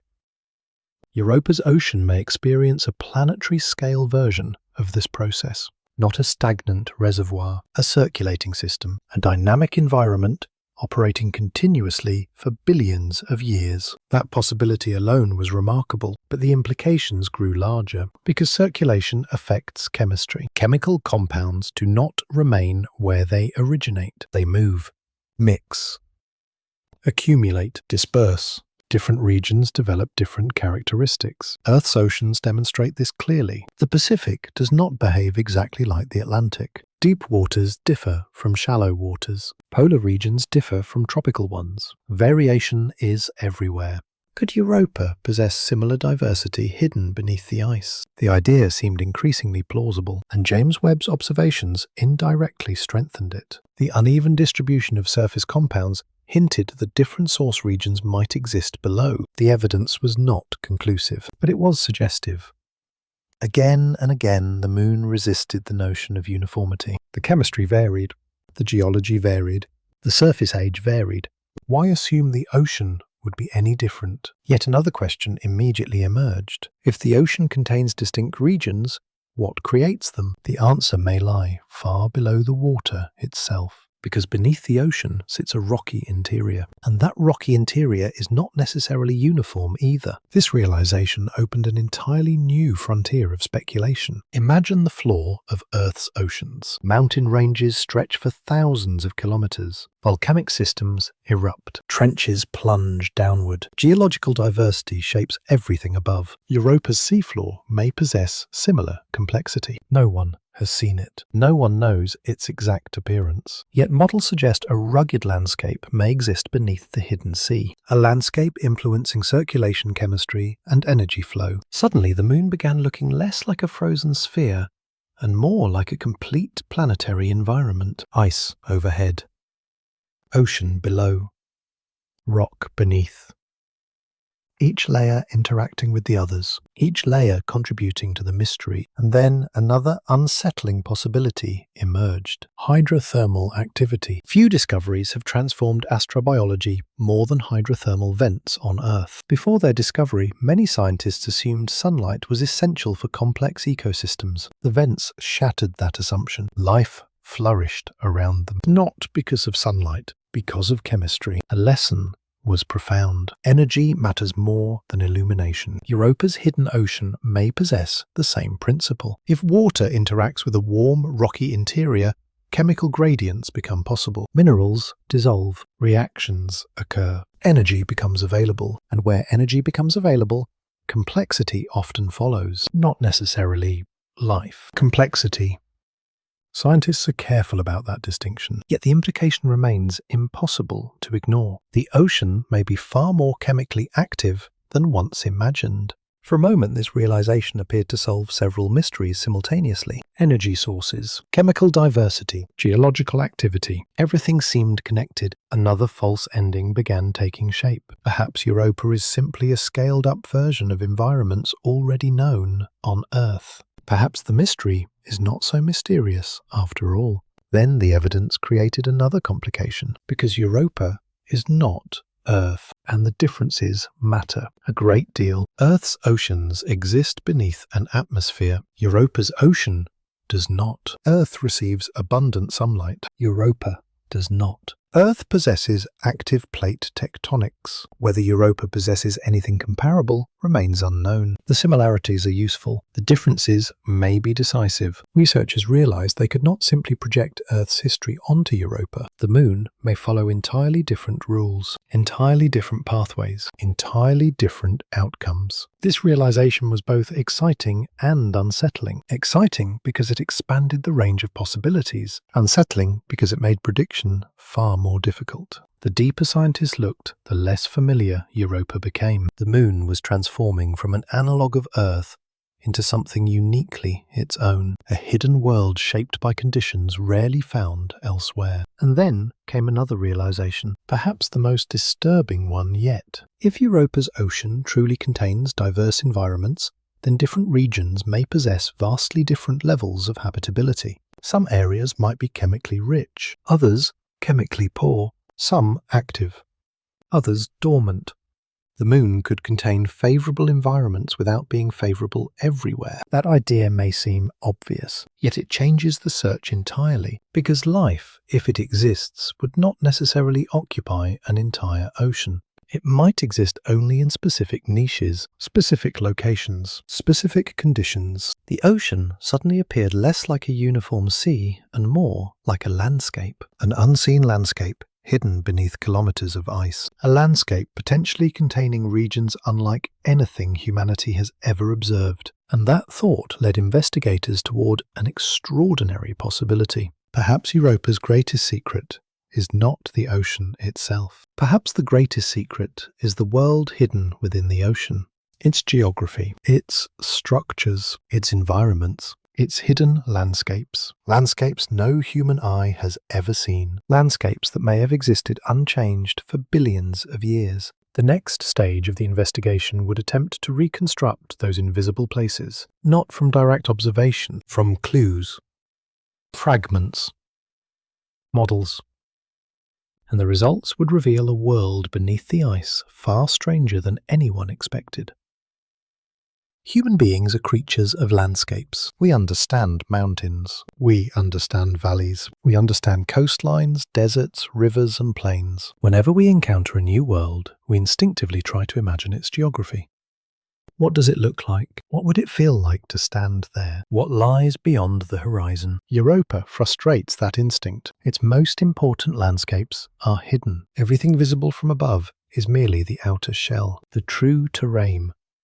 The terrain that may determine the Moon's chemistry, energy flow, and potential habitability lies beneath kilometers of ice. No camera has ever seen it. No spacecraft has mapped it. No explorer has walked across it. And yet scientists are beginning to reconstruct it, piece by piece, like archaeologists rebuilding a vanished city from scattered fragments. The process begins with a simple realization. Oceans do not exist in empty space. They rest upon something. On Earth, that something is a dynamic crust, shaped by tectonics, volcanism, and billions of years of geological history. Europa almost certainly possesses its own equivalent. Not identical, but significant. A rocky interior forming the foundation of the hidden sea. For many years, that rocky interior received relatively little attention. The ocean captured most of the excitement, understandably so. Water is easier to imagine, more familiar, more directly connected to questions about life. Yet the deeper researchers investigated Europa,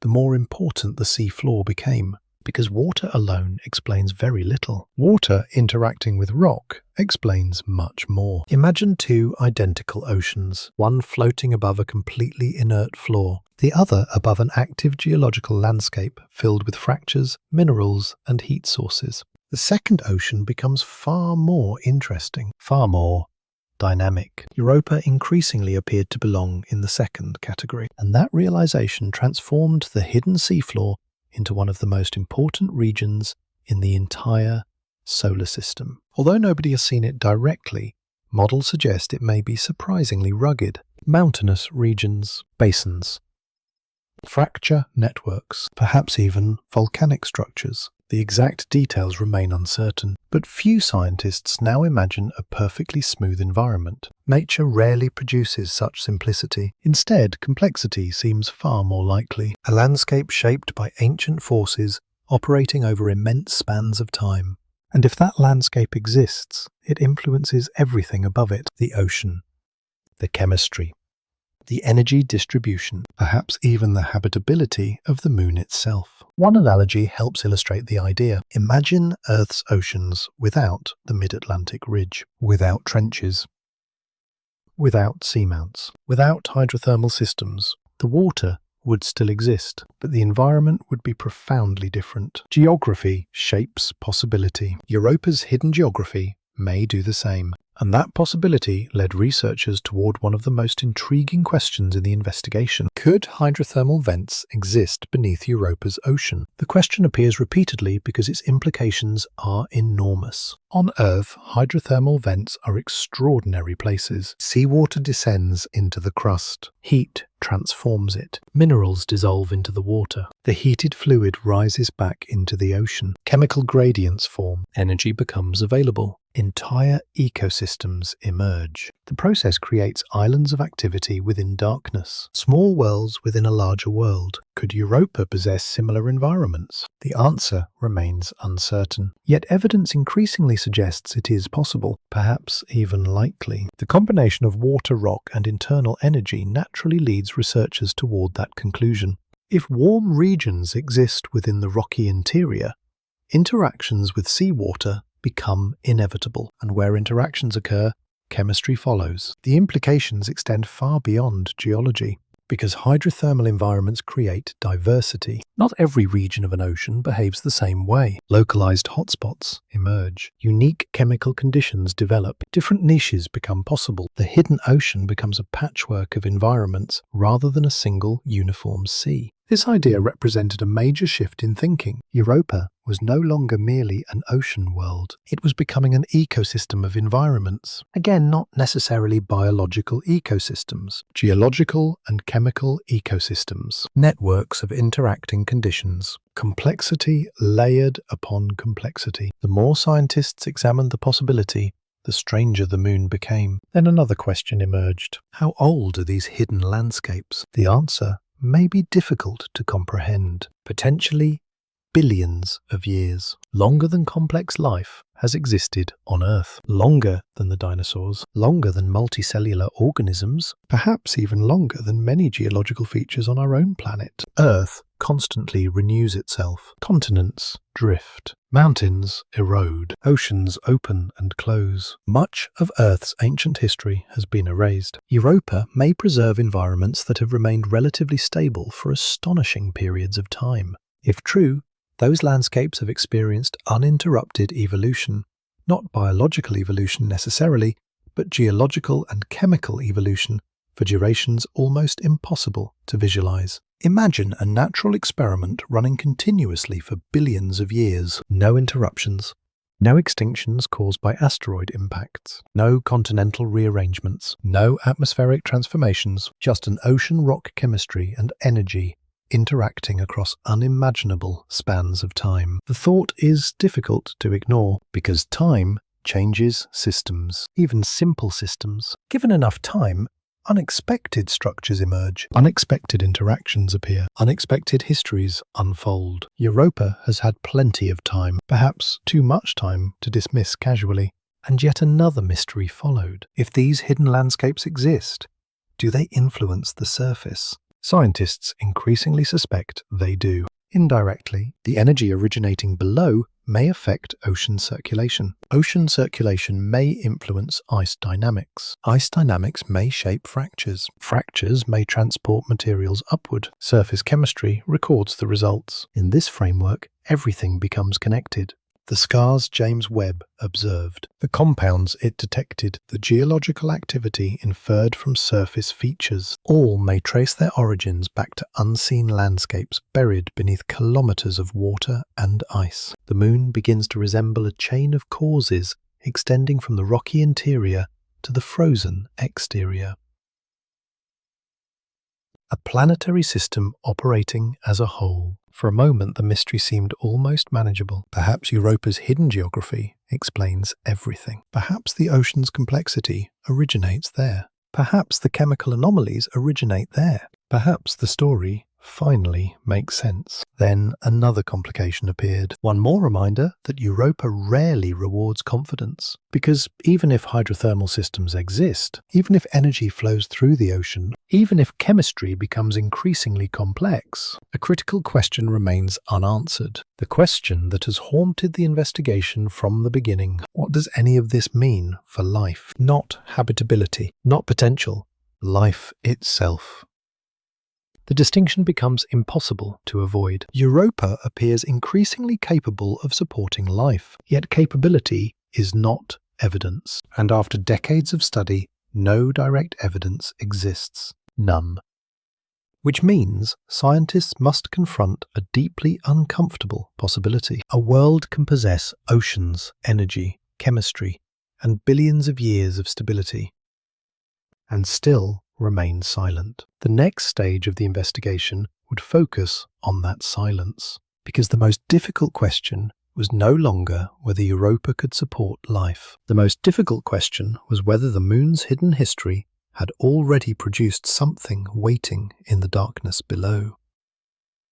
Eventually, every discussion about Europa arrives at the same destination, no matter where the investigation begins. The ice, the ocean, the chemistry, the plumes, the hidden energy sources. The conversation always circles back to a single question. Could there be life beneath the ice? It is the question everyone wants answered, and it is also the question scientists are most careful about asking, because history provides a warning. Human beings have repeatedly underestimated nature's complexity, but we have also repeatedly seen patterns where none existed. The search for life demands caution. Extraordinary possibilities require extraordinary evidence, and on Europa, that evidence has not been found. Not yet. Still, the question refuses to disappear. In some ways, it has become more difficult to avoid than ever before, because every year the list of favorable conditions seems to grow. Water, energy, chemical diversity, potential interactions between rock and ocean, immense spans of time. Again and again the ingredients appear. The moon increasingly resembles a place where something could happen. The challenge is determining whether anything did happen. The distinction may seem small. It is enormous. Imagine discovering an untouched island. The climate is suitable for forests. Fresh water is abundant. The soil is fertile. Life could thrive there. That conclusion tells you nothing about whether life actually exists. Potential and reality are different categories. Europa forces scientists to live inside that distinction, and it is not a comfortable place to be, because the evidence keeps pushing in one direction, toward possibility, toward plausibility, toward curiosity, without ever crossing the line into confirmation. This tension has shaped decades of research. Every discovery raises expectations. Every discovery also reminds researchers how much remains unknown. Consider Earth's own history. For much of the 20th century, scientists assumed life required relatively mild conditions: sunlight, moderate temperatures, stable environments. Then the discoveries began. Microorganisms thriving in boiling water, microorganisms surviving within rocks, microorganisms enduring intense radiation, life inhabiting Antarctic ice, life existing kilometers beneath the sea floor. Again and again, biology expanded its territory. Each discovery widened the range of environments considered potentially habitable. Europa benefited from every expansion. Whenever life demonstrated greater resilience on Earth, Europa became more interesting. The moon did not change. Our assumptions changed, and that may be one of the most important themes in the entire investigation. Europa repeatedly exposes the limits of human expectations. We think we understand the requirements for habitability. Then nature reveals a new possibility. We think we know where life can survive. Then life survives somewhere unexpected. The boundary keeps moving. The mystery keeps growing. Yet despite these lessons, researchers remain cautious for a simple reason. Europa is not Earth. This point cannot be overstated. Human beings possess exactly one confirmed example of life. One. Every theory about biology ultimately derives from that single example. Earth provides our only reference, our only data set, our only proof. Everything beyond that remains speculation. This creates a profound limitation. Imagine attempting to define all possible forms of music after hearing only one song. The task would be impossible. You might identify certain patterns, certain structures, certain rules, but you would have no way of knowing which features are universal and which are unique. The search for life faces a similar challenge. Scientists do not yet know which aspects of terrestrial biology are essential, which are optional, which may never appear elsewhere. Europa exists within that uncertainty, and the uncertainty grows larger when researchers consider just how alien the Moon truly is. The ocean lies beneath kilometers of ice. No sunlight penetrates its depths. Pressures may be immense. Chemical pathways may differ dramatically from those on Earth. If life exists there, it may not resemble familiar organisms. The possibility is unsettling, not because it implies danger, because it challenges assumptions. For centuries, humanity imagined life elsewhere as variations of what we already know. Europa hints at a different possibility. Life shaped by an entirely different environment, an entirely different history, an entirely different set of constraints, or perhaps no life at all. Both possibilities remain equally important. This is what makes Europa's question so uncomfortable. No outcome is simple. Suppose future missions discover evidence of biology. The implications would be staggering. Life would no longer appear unique to Earth. The universe would suddenly seem more populated, more fertile, more alive. Yet even that discovery would create larger mysteries. Did life originate independently on Europa? Was there a shared origin? How common is biology throughout the cosmos? One answer would generate countless new questions, but consider the alternative. Suppose future missions find no evidence of life. Suppose Europa possesses oceans, chemistry, energy, and billions of years of stability, and remains sterile. That result would be equally profound. It would suggest that life is far more difficult to create than many researchers currently believe. The ingredients alone would not be enough. Something additional would be required. Something rare. Something elusive. Either outcome reshapes our understanding of the universe. This realization transformed the investigation. Europa stopped being merely a candidate for habitability. It became a test.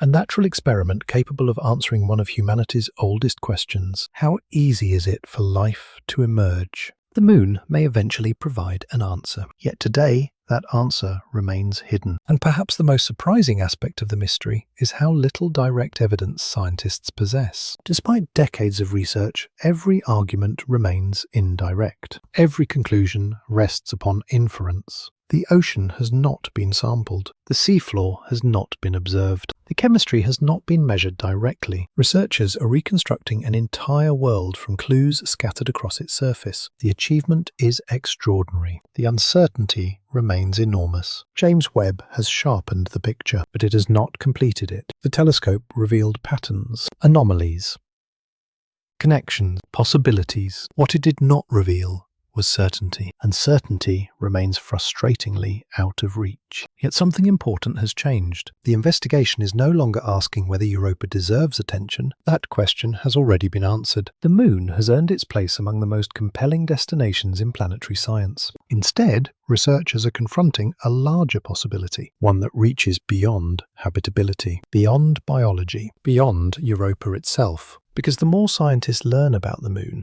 the more they realize that it may represent only one example of the much larger category. A category of hidden ocean worlds scattered throughout the solar system. Worlds once dismissed as frozen and lifeless. Worlds now appearing increasingly active, increasingly dynamic, increasingly mysterious. Europa may be the most famous. It may not be the most important. And the next discovery would force scientists to confront an unsettling thought. What if the processes occurring beneath Europa's ice are not unusual at all? What if hidden oceans are everywhere? The most important discoveries are not always the ones scientists set out to make. Sometimes an observation answers one question while quietly creating a much larger one. That may be exactly what happened with Europa. When researchers pointed James Webb toward the moon, they were looking for clues. Chemical signatures, surface composition, evidence linking the frozen crust to the hidden ocean. The telescope delivered all of those things, but buried within the data was a more unsettling implication. An implication that changed the tone of the entire investigation. Because the evidence increasingly suggested that Europa is not a relic of the past. It is a world of the present. That distinction matters more than it appears. For much of human history, distant worlds were viewed as static objects, frozen snapshots, places where geological activity belonged to ancient epochs. The moon seemed ancient. Mercury seemed ancient. Countless crater-covered worlds appeared frozen in time. Europa refuses to fit that pattern. Again and again, the evidence points toward change, current change, ongoing change. The moon looks active, and active worlds are fundamentally different from dead ones. A dead world preserves history. An active world creates new history every day. The implications of that shift are enormous. Consider what James Webb actually observed. The telescope did not photograph creatures swimming beneath the ice. It did not reveal glowing cities hidden in the ocean. Its discoveries were far more subtle. Patterns of chemistry, localized concentrations of compounds, evidence suggesting communication between different layers of the moon. Individually, each observation seems modest. Collectively, they tell a different story. A story of movement, a story of exchange, a story of a system still operating. Imagine finding smoke rising from a distant mountain. You do not see the fire directly, yet the smoke changes your understanding immediately. The mountain is no longer merely a landscape. Something is happening there. Europa's chemistry functions much the same way. The compounds visible on the surface resemble smoke, indirect evidence of hidden processes, evidence that activity continues beneath the ice. And once researchers accepted that possibility, another question emerged: how active? The answer remains uncertain, but several possibilities exist. Material may occasionally migrate upward through fractures. Sections of the ice shell may shift. Subsurface reservoirs may form and disappear. Ocean circulation may transport chemicals across vast distances. Energy may flow continuously from the interior. None of these processes require life, yet together they create a dynamic environment, an environment capable of surprising observers, an environment capable of evolving. This realization marked a major turning point. For decades, discussions about Europa often focused on potential habitability, potential biology, potential discoveries. Now attention was shifting toward reality, not what Europa could be, what Europa is. And what it appears to be is a complex system, a system whose components interact continuously. The ice affects the ocean affects the ice. The rocky interior influences both. Energy flows through the entire structure. The moon resembles an engine more than a monument, an engine operating in darkness, and engines leave signatures. This is why Webb's observations matter so much. The telescope did not merely confirm the existence of interesting chemistry, it strengthened the case for ongoing activity. The moon appears to be doing things right now. Today, while Earth continues orbiting the sun, while humanity builds telescopes and launches spacecraft, while civilizations rise and fall, Europa's hidden processes continue unseen. The thought is strangely unsettling because activity implies history, not ancient history, current history. Imagine discovering a sealed room inside an abandoned building. At first you assume nothing is happening within, then you notice fresh footprints beneath the door. The room suddenly becomes far more interesting. Europa's chemical signatures resemble those footprints, evidence that the story has not ended, evidence that the hidden world beneath the ice remains active. And activity inevitably raises another question. What has been happening during all that time? The moon is ancient. Its ocean may be ancient. Its energy systems may be ancient. Billions of years have passed. The number is difficult to comprehend. To place it in perspective, consider Earth's history. When Europa's ocean was already old, complex animals had not yet appeared on Earth. Forests did not exist. Dinosaurs did not exist. Human beings did not exist. Entire chapters of planetary history unfolded while Europa's hidden sea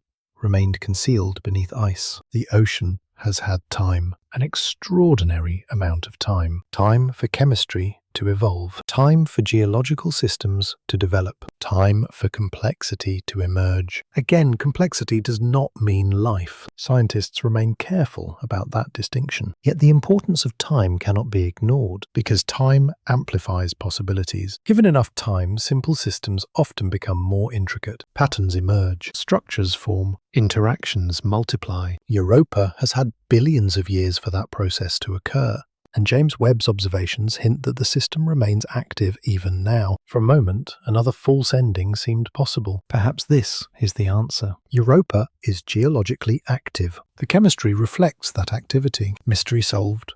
Then another realization complicated everything, because active worlds are unpredictable. The more dynamic a system becomes, the harder it is to model. The harder it is to predict, the harder it is to understand. Every new clue reveals additional layers, and Europa continues revealing layers. Researchers increasingly suspect that the Moon contains processes still undiscovered, processes not yet captured by existing models, processes hidden beneath the limits of current observations. The telescope revealed enough to expose the mystery, not enough to solve it. And perhaps that is Webb's most disturbing implication. The observations do not make Europa simpler, they make it larger. The Moon appears more active than expected, more connected than expected, more complicated than expected. Each discovery expands the mystery rather than reducing it. And that expansion carries consequences beyond Europa itself, because if one hidden ocean world can remain active for billions of years, what about the others? What about the countless icy moons scattered throughout the solar system? What about hidden oceans orbiting distant planets? What about environments humanity has not even imagined yet? Suddenly Europa begins to feel less like an exception and more like a warning. A warning that the universe may contain far more active hidden worlds than anyone once believed. And the next discovery would push that idea even further. Because just when scientists thought they understood the nature of Europa's ocean, another clue emerged. A clue suggesting that the Moon's hidden world might be stranger than any model had predicted. By this stage in the investigation, a new picture of Europa had emerged. It was not a frozen wasteland. It was not a simple ocean trapped beneath ice. It was not a static moon preserving the remnants of an ancient past. Instead, Europa appeared dynamic, active, complex. A world where ice, water, chemistry, gravity and time continuously interacted. The pieces seemed to fit better than ever before. The ocean existed. Energy flowed through the system. Chemical exchange appeared possible. James Webb had strengthened the case for ongoing activity. Researchers could finally begin describing not merely a hidden ocean, but a functioning planetary environment. For a moment, it felt like the mystery was approaching resolution. Not complete resolution. Science rarely offers that. But enough resolution to understand the essentials. Then the evidence created another problem. A familiar problem. The kind that had appeared throughout the entire investigation. The more scientists learned about Europa, the harder it became to explain all the observations using a single model. The Moon continued resisting simplification, and nowhere was that resistance more obvious than in the question of habitability. At first glance, the evidence looked encouraging. Water, energy, chemical diversity, long-term stability. The list kept growing. Each discovery strengthened the argument that Europa could support life. Yet the more favourable the environment appeared, the more unsettling another question became. If Europa is so promising, why is the evidence still so indirect? Decades of observations had produced no biological signals, no definitive biosignatures, no unmistakable indicators of life. Nothing. The contradiction was difficult to ignore. Imagine discovering a fertile valley with rivers, forests, and abundant resources. Everything about the landscape suggests life should thrive there, yet no living organism is ever observed. The situation would be strange. Not impossible, but strange. Europa occupies a similar position. The Moon increasingly resembles a place where life could exist, and yet the evidence remains silent. This silence became one of the most important clues in the entire investigation, not because it disproves life, because it forces scientists to confront uncertainty honestly. The absence of evidence is not evidence of absence, but neither is it meaningless. Researchers found themselves trapped between two possibilities. Either life exists and remains hidden, or life never emerged despite favorable conditions. Both possibilities are profound. Both reshape our understanding of the universe, and neither can currently be confirmed. This realization marked the second great false ending. For years, habitability itself had been treated almost like a destination. If scientists could show that Europa possessed the necessary ingredients, the mystery would largely be solved. The ocean exists. The chemistry exists. The energy exists. Case closed. Instead, reaching that point revealed a deeper question. Perhaps habitability is only the beginning. Perhaps the real mystery lies beyond it. The shift is subtle but important. Imagine finding a house perfectly suited for human habitation. Electricity, water, food, shelter, everything necessary for life. The existence of the house tells you nothing about whether anyone lives inside. Europa presents the same dilemma. The Moon may be habitable. Whether it is inhabited remains completely unknown, and the distinction changes everything. Because once scientists moved beyond habitability, they began confronting a larger possibility. Perhaps Europa is teaching us something about life itself. Something uncomfortable. Something unexpected. For decades, many researchers assumed that where conditions are favorable, life emerges relatively easily. The assumption seemed reasonable. Life appeared quickly on Earth once conditions stabilized. Perhaps biology is a natural consequence of chemistry. Perhaps the universe is full of living worlds. Europa challenges that assumption, not because it disproves it, because it tests it. The Moon functions like a cosmic laboratory, a controlled experiment running for billions of years beneath a shell of ice. If life exists there, one conclusion follows. Biology may emerge wherever opportunities exist. If life does not exist, another conclusion follows. The transition from chemistry to biology may be far more difficult than many scientists imagine. Either outcome carries enormous implications. The investigation was becoming less about Europa and more about the nature of life itself. And that expansion in scale continued, because once researchers began considering Europa as part of a larger category of ocean worlds, the numbers became startling. Europa is not alone. Saturn's moon Enceladus possesses a hidden ocean. Evidence suggests that Titan may contain subsurface water beneath its icy crust. Other icy moons show signs of internal oceans as well. The solar system suddenly appears filled with hidden seas. Worlds once dismissed as frozen and lifeless now seem surprisingly active. The implication is difficult to ignore. If ocean worlds are common here, perhaps they are common elsewhere. And if they are common elsewhere, then the universe may contain vast numbers of environments hidden beneath ice. Entire categories of potentially habitable worlds invisible to traditional searches. This realization changed the search for life profoundly. For decades, scientists focused primarily on planets resembling Earth, rocky worlds with atmospheres orbiting within habitable zones. Europa suggested another possibility. Perhaps many habitable environments do not resemble Earth at all. Perhaps they exist beneath ice, protected from radiation, hidden from view, completely invisible from a distance. The thought was unsettling, because it implied that life, if it exists elsewhere,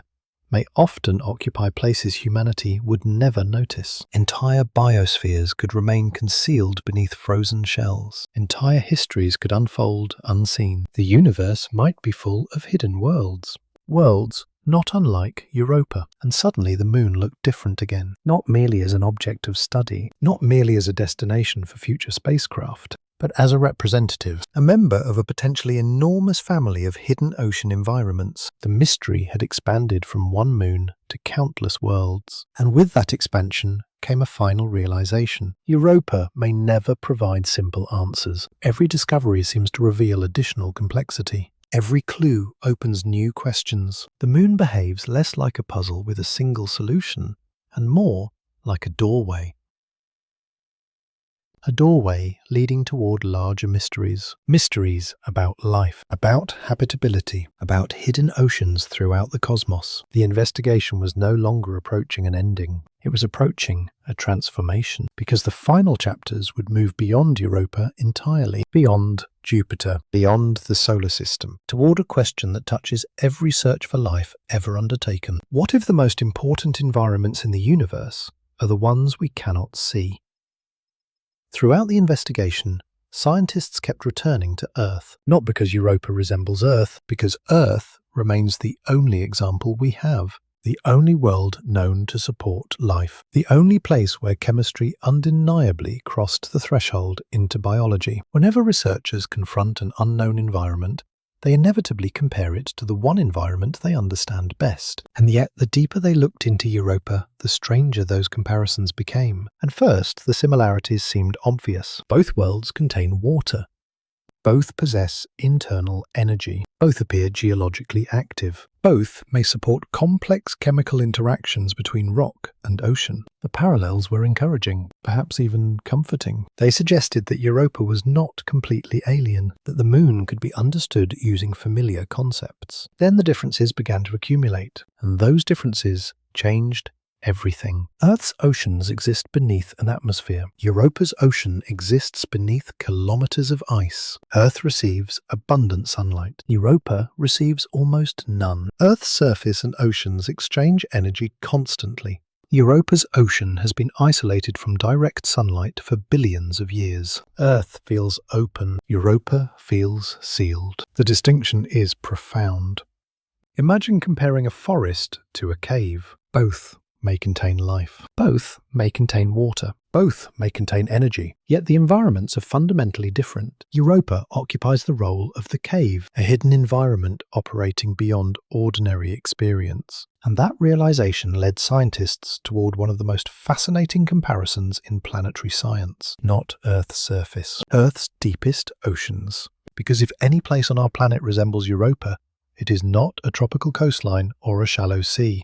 It is the abyss, the deep ocean, a realm where sunlight never reaches, a realm of darkness, pressure, and isolation. For centuries, humanity knew almost nothing about these environments. The deep ocean was treated as an empty void, a cold, silent desert beneath the waves. Then, exploration began, and the assumptions collapsed. Researchers discovered extraordinary ecosystems, organisms thriving under immense pressure, creatures surviving in complete darkness, communities clustered around hydrothermal vents, life exploiting chemistry instead of sunlight. The discoveries transformed biology. They also transformed Europa, because every new ecosystem discovered in Earth's depths expanded the range of environments considered potentially habitable. The moon became more plausible with every revelation. Again and again, Earth's oceans demonstrated that life is adaptable, remarkably adaptable. Yet the comparison contains a hidden danger, a danger scientists constantly emphasize. Earth can guide us. It cannot define Europa. The temptation to assume similarity is powerful, too powerful.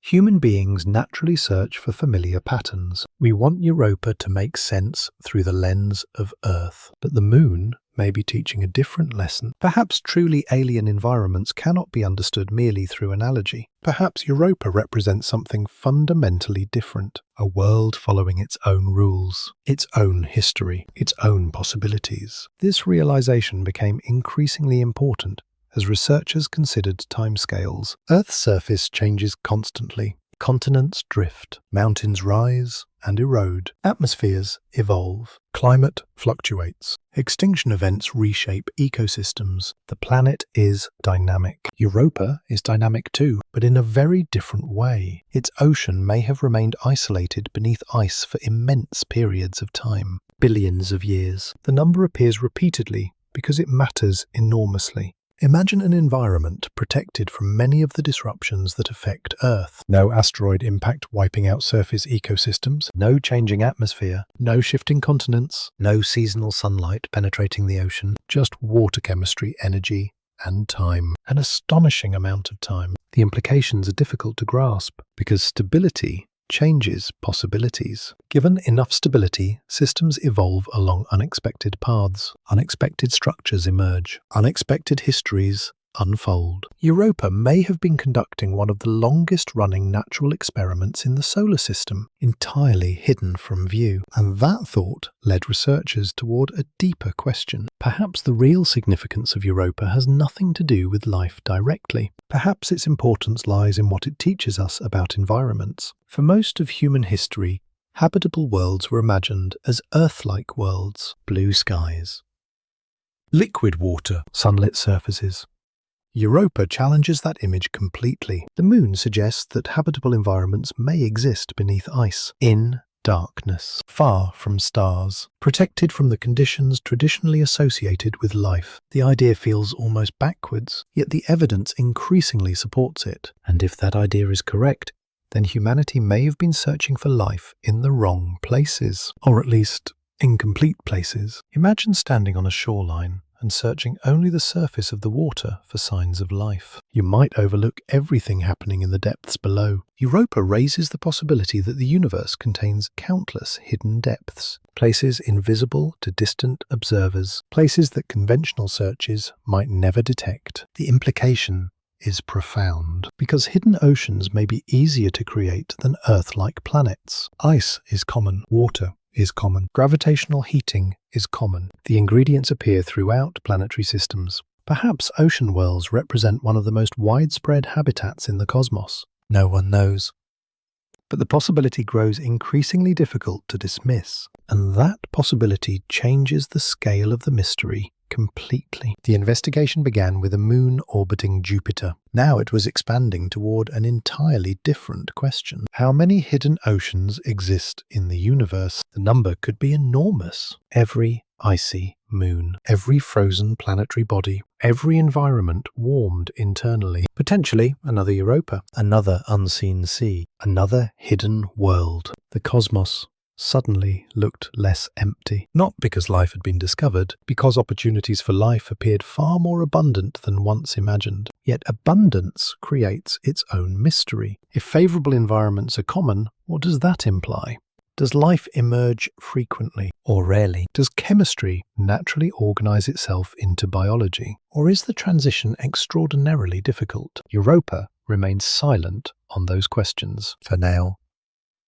But the moon has already changed the conversation. It has forced scientists to expand their definition of habitability, to reconsider where life might exist, to rethink what a living world could look like. And perhaps most importantly, it has reminded humanity of something easy to forget. The universe does not have to resemble our expectations. Again and again, reality proves larger than imagination. And nowhere is that lesson more apparent than in a frozen moon whose hidden ocean may be teaching us how little we truly know. The final stage of the investigation would carry that lesson even further, because Europa's mystery ultimately points beyond the solar system, beyond ocean worlds, beyond life itself, toward a deeper question about knowledge, a question concerning what humanity can know and what may forever remain hidden beneath the ice.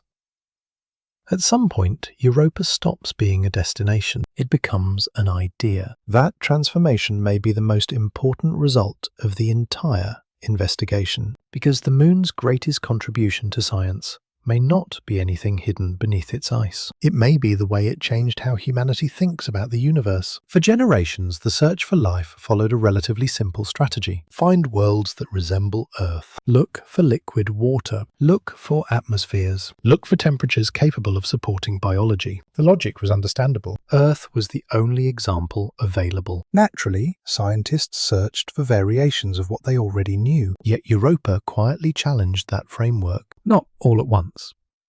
Gradually, observation by observation, discovery by discovery, until a startling possibility emerged. What if Earth-like planets are not the only important habitats? What if they are not even the most common ones? The question sounds radical. A few decades ago, many researchers would have dismissed it. Today, it is taken seriously, because Europa forced scientists to consider a different category of environment, a hidden category, an invisible category, a category capable of existing almost anywhere. The category of ocean worlds. This realization changed everything. Imagine standing in a desert at night and counting only the stars bright enough to see with your eyes. You would miss most of them, not because they are absent, because they are hidden. Europa suggests that the universe may contain a similar hidden population, not of stars, of habitats. Worlds whose oceans lie beneath ice. Worlds that reveal little from a distance. Worlds whose most important environments remain concealed. For centuries, humanity would have overlooked them completely. The thought is remarkable, because hidden oceans solve a problem that Earth-like planets cannot. Protection. Life on Earth's surface exists in a relatively exposed environment. Solar radiation, asteroid impacts, climate fluctuations, atmospheric changes. The surface experiences constant disruption. An ocean beneath ice enjoys a different existence. The ice acts like armor. Radiation remains outside. Temperature fluctuations become less severe. Conditions may remain stable for immense periods of time. Europa's ocean has likely benefited from that protection for billions of years. And once scientists recognized this possibility, they began seeing ocean worlds everywhere. Saturn's moon, Enceladus. Potential oceans within Titan. Evidence for hidden seas beneath other icy moons. Even dwarf planets showed hints of internal water in their distant pasts. The solar system suddenly appeared crowded with possibilities. The realization was unsettling, because it suggested humanity had spent decades focusing on only part of the picture. Earth-like worlds remained important, but they might represent just one branch of a much larger family. A family whose members are difficult to observe, difficult to understand, and perhaps extraordinarily common. Then the investigation expanded beyond the solar system. The scale shifted dramatically. Thousands of exoplanets have now been discovered orbiting distant stars. Many are unlike anything in our planetary neighborhood. Some are larger than Earth, some smaller. Some orbit close to their stars. Others drift through deep cold. Researchers increasingly suspect that icy worlds and subsurface oceans may be widespread throughout the galaxy. Perhaps extremely widespread. The numbers become difficult to comprehend. Our galaxy alone contains hundreds of billions of stars. Many possess planetary systems. Many of those systems likely contain icy bodies. Even if only a small fraction harbor hidden oceans, the total number becomes enormous. Suddenly, Europa no longer appears unique. It appears representative. One example among countless possibilities. The implication is profound. Because if hidden oceans are common, then the environments capable of supporting complex chemistry may be common as well. Again, this does not imply life. Scientists remain careful. The distinction matters. Yet the range of opportunities expands dramatically. The universe begins to look less like a collection of isolated worlds and more like a vast network of experiments. Experiments running simultaneously across billions of years. Some successful, some unsuccessful, most completely unknown. Europa becomes one experiment among many, a nearby example of a much larger phenomenon. And that realization leads directly into one of the oldest mysteries in human thought, the question of loneliness. For centuries, humanity wondered whether life exists elsewhere. The question often assumes a simple framework. Life either exists or it doesn't. Reality may be more complicated. Perhaps habitable environments are abundant. Perhaps biology is rare. Perhaps biology is common, but intelligence is rare. Perhaps intelligence is common, but separated by immense distances. Every possibility remains open. Europa does not answer these questions, but it changes how we ask them. Instead of focusing solely on Earth-like planets, scientists must now consider hidden oceans, hidden ecosystems, hidden histories, entire categories of worlds previously ignored. The search becomes larger and more difficult because hidden environments are by definition difficult to detect. Imagine trying to determine whether a sealed building contains life without opening the door. That is essentially the challenge Europa presents. The moon may be nearby by cosmic standards, yet its most important environment remains inaccessible. Now imagine extending that challenge across the galaxy. The difficulty becomes staggering. Entire biospheres could exist beneath ice-covered worlds, and remain invisible to distant observers. The universe may contain countless hidden stories, stories humanity cannot yet read.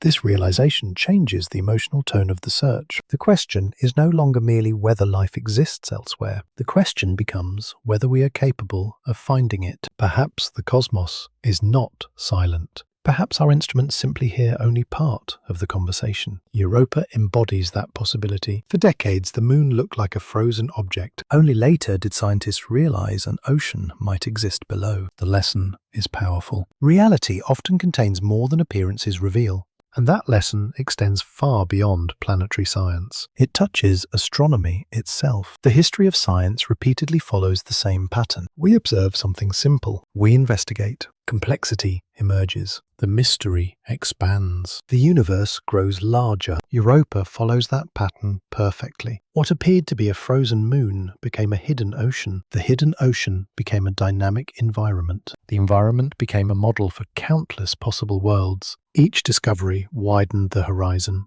Each answer revealed larger questions, and that progression leads naturally toward the final stage of the investigation, because the deepest mystery was never really about Europa. It was about knowledge, about limits, about what humanity can learn from clues scattered across vast distances. The moon's hidden ocean may remain unseen for years, perhaps decades. Yet already it has forced scientists to confront a profound truth. Some of the most important realities in the universe may be invisible, and learning how to recognize invisible worlds may become one of humanity's greatest scientific challenges. The final chapter begins there, not beneath Europa's ice, but at the edge of what human beings can know.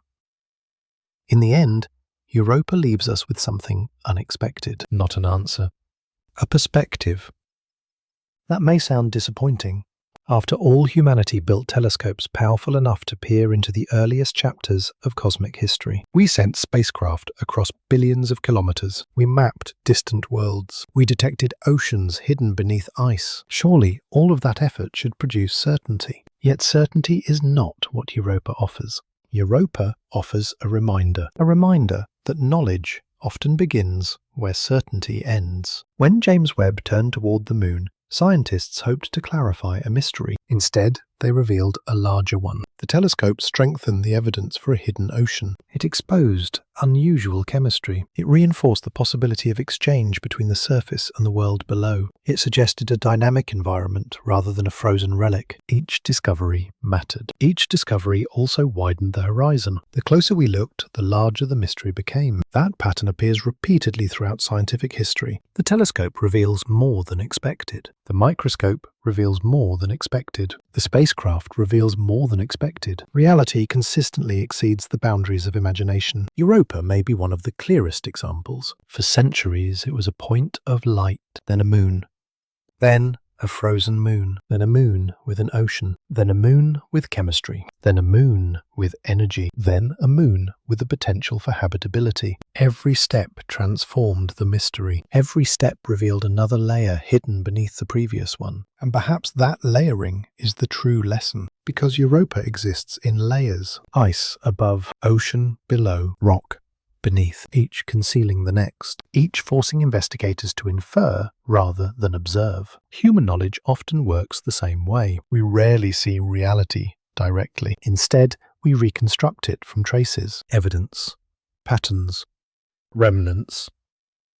A physicist studies particles that cannot be seen. An astronomer studies objects too distant to touch. A historian reconstructs vanished civilizations from fragments. A detective rebuilds events from clues. Europa has required all of those approaches simultaneously. The moon remains largely hidden. Yet, through scattered pieces of evidence, humanity has begun reconstructing an entire unseen world.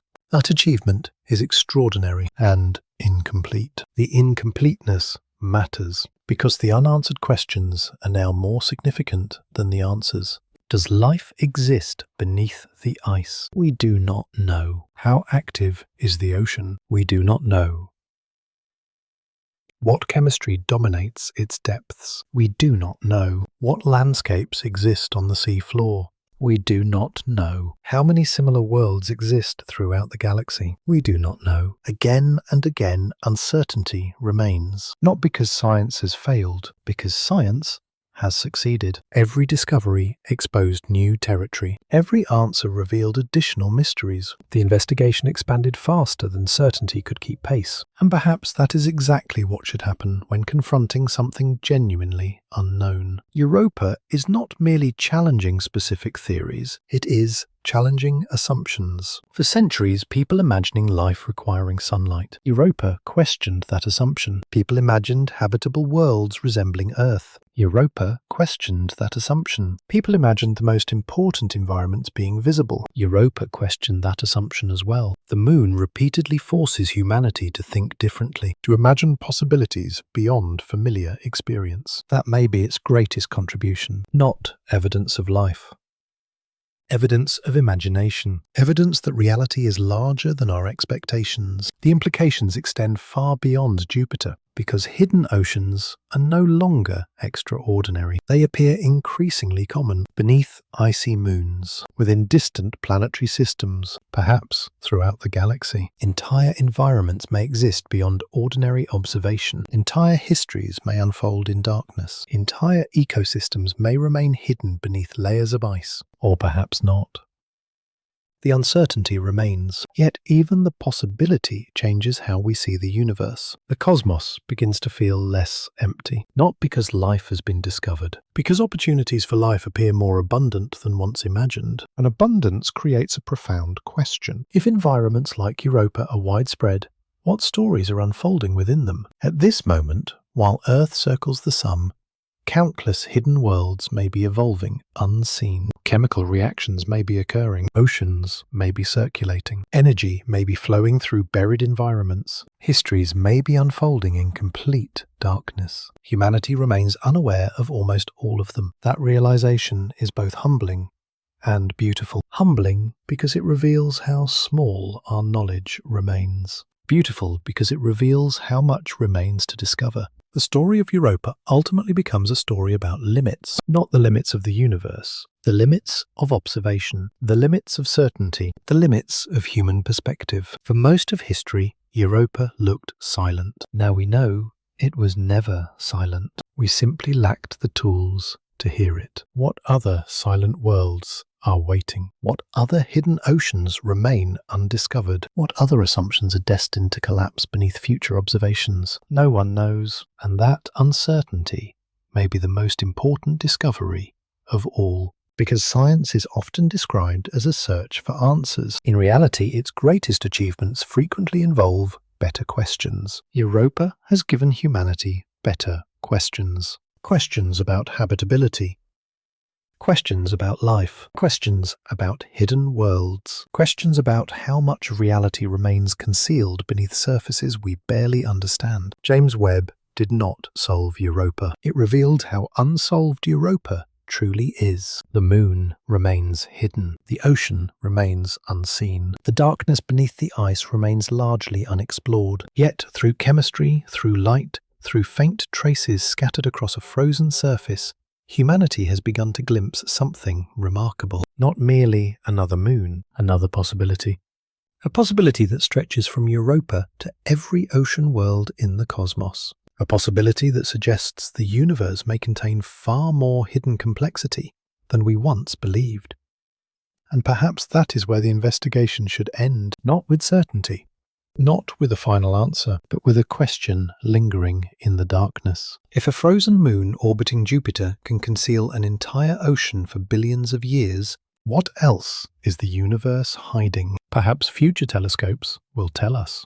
Perhaps future spacecraft will descend through the ice. Perhaps one day humanity will finally see the ocean directly. Or perhaps the real lesson is simpler. The universe has always been larger than our assumptions. Europa merely reminded us. And if that is true, if hidden worlds truly exist beneath countless frozen surfaces throughout the cosmos, then the most important discoveries in the universe may not be waiting among the stars. They may be waiting beneath the ice. If you enjoyed this journey into one of the solar system's most enduring mysteries, consider subscribing and joining us for future investigations into hidden worlds, cosmic anomalies, and the unanswered questions that continue to reshape our understanding of reality. Every observation, every new telescope image, and every mission beyond Earth reveals another layer of a universe far stranger than it first appears. And as we continue exploring places like Europa, we may discover that the greatest mysteries are not the distant ones, but the ones that have been quietly waiting in our cosmic backyard all along.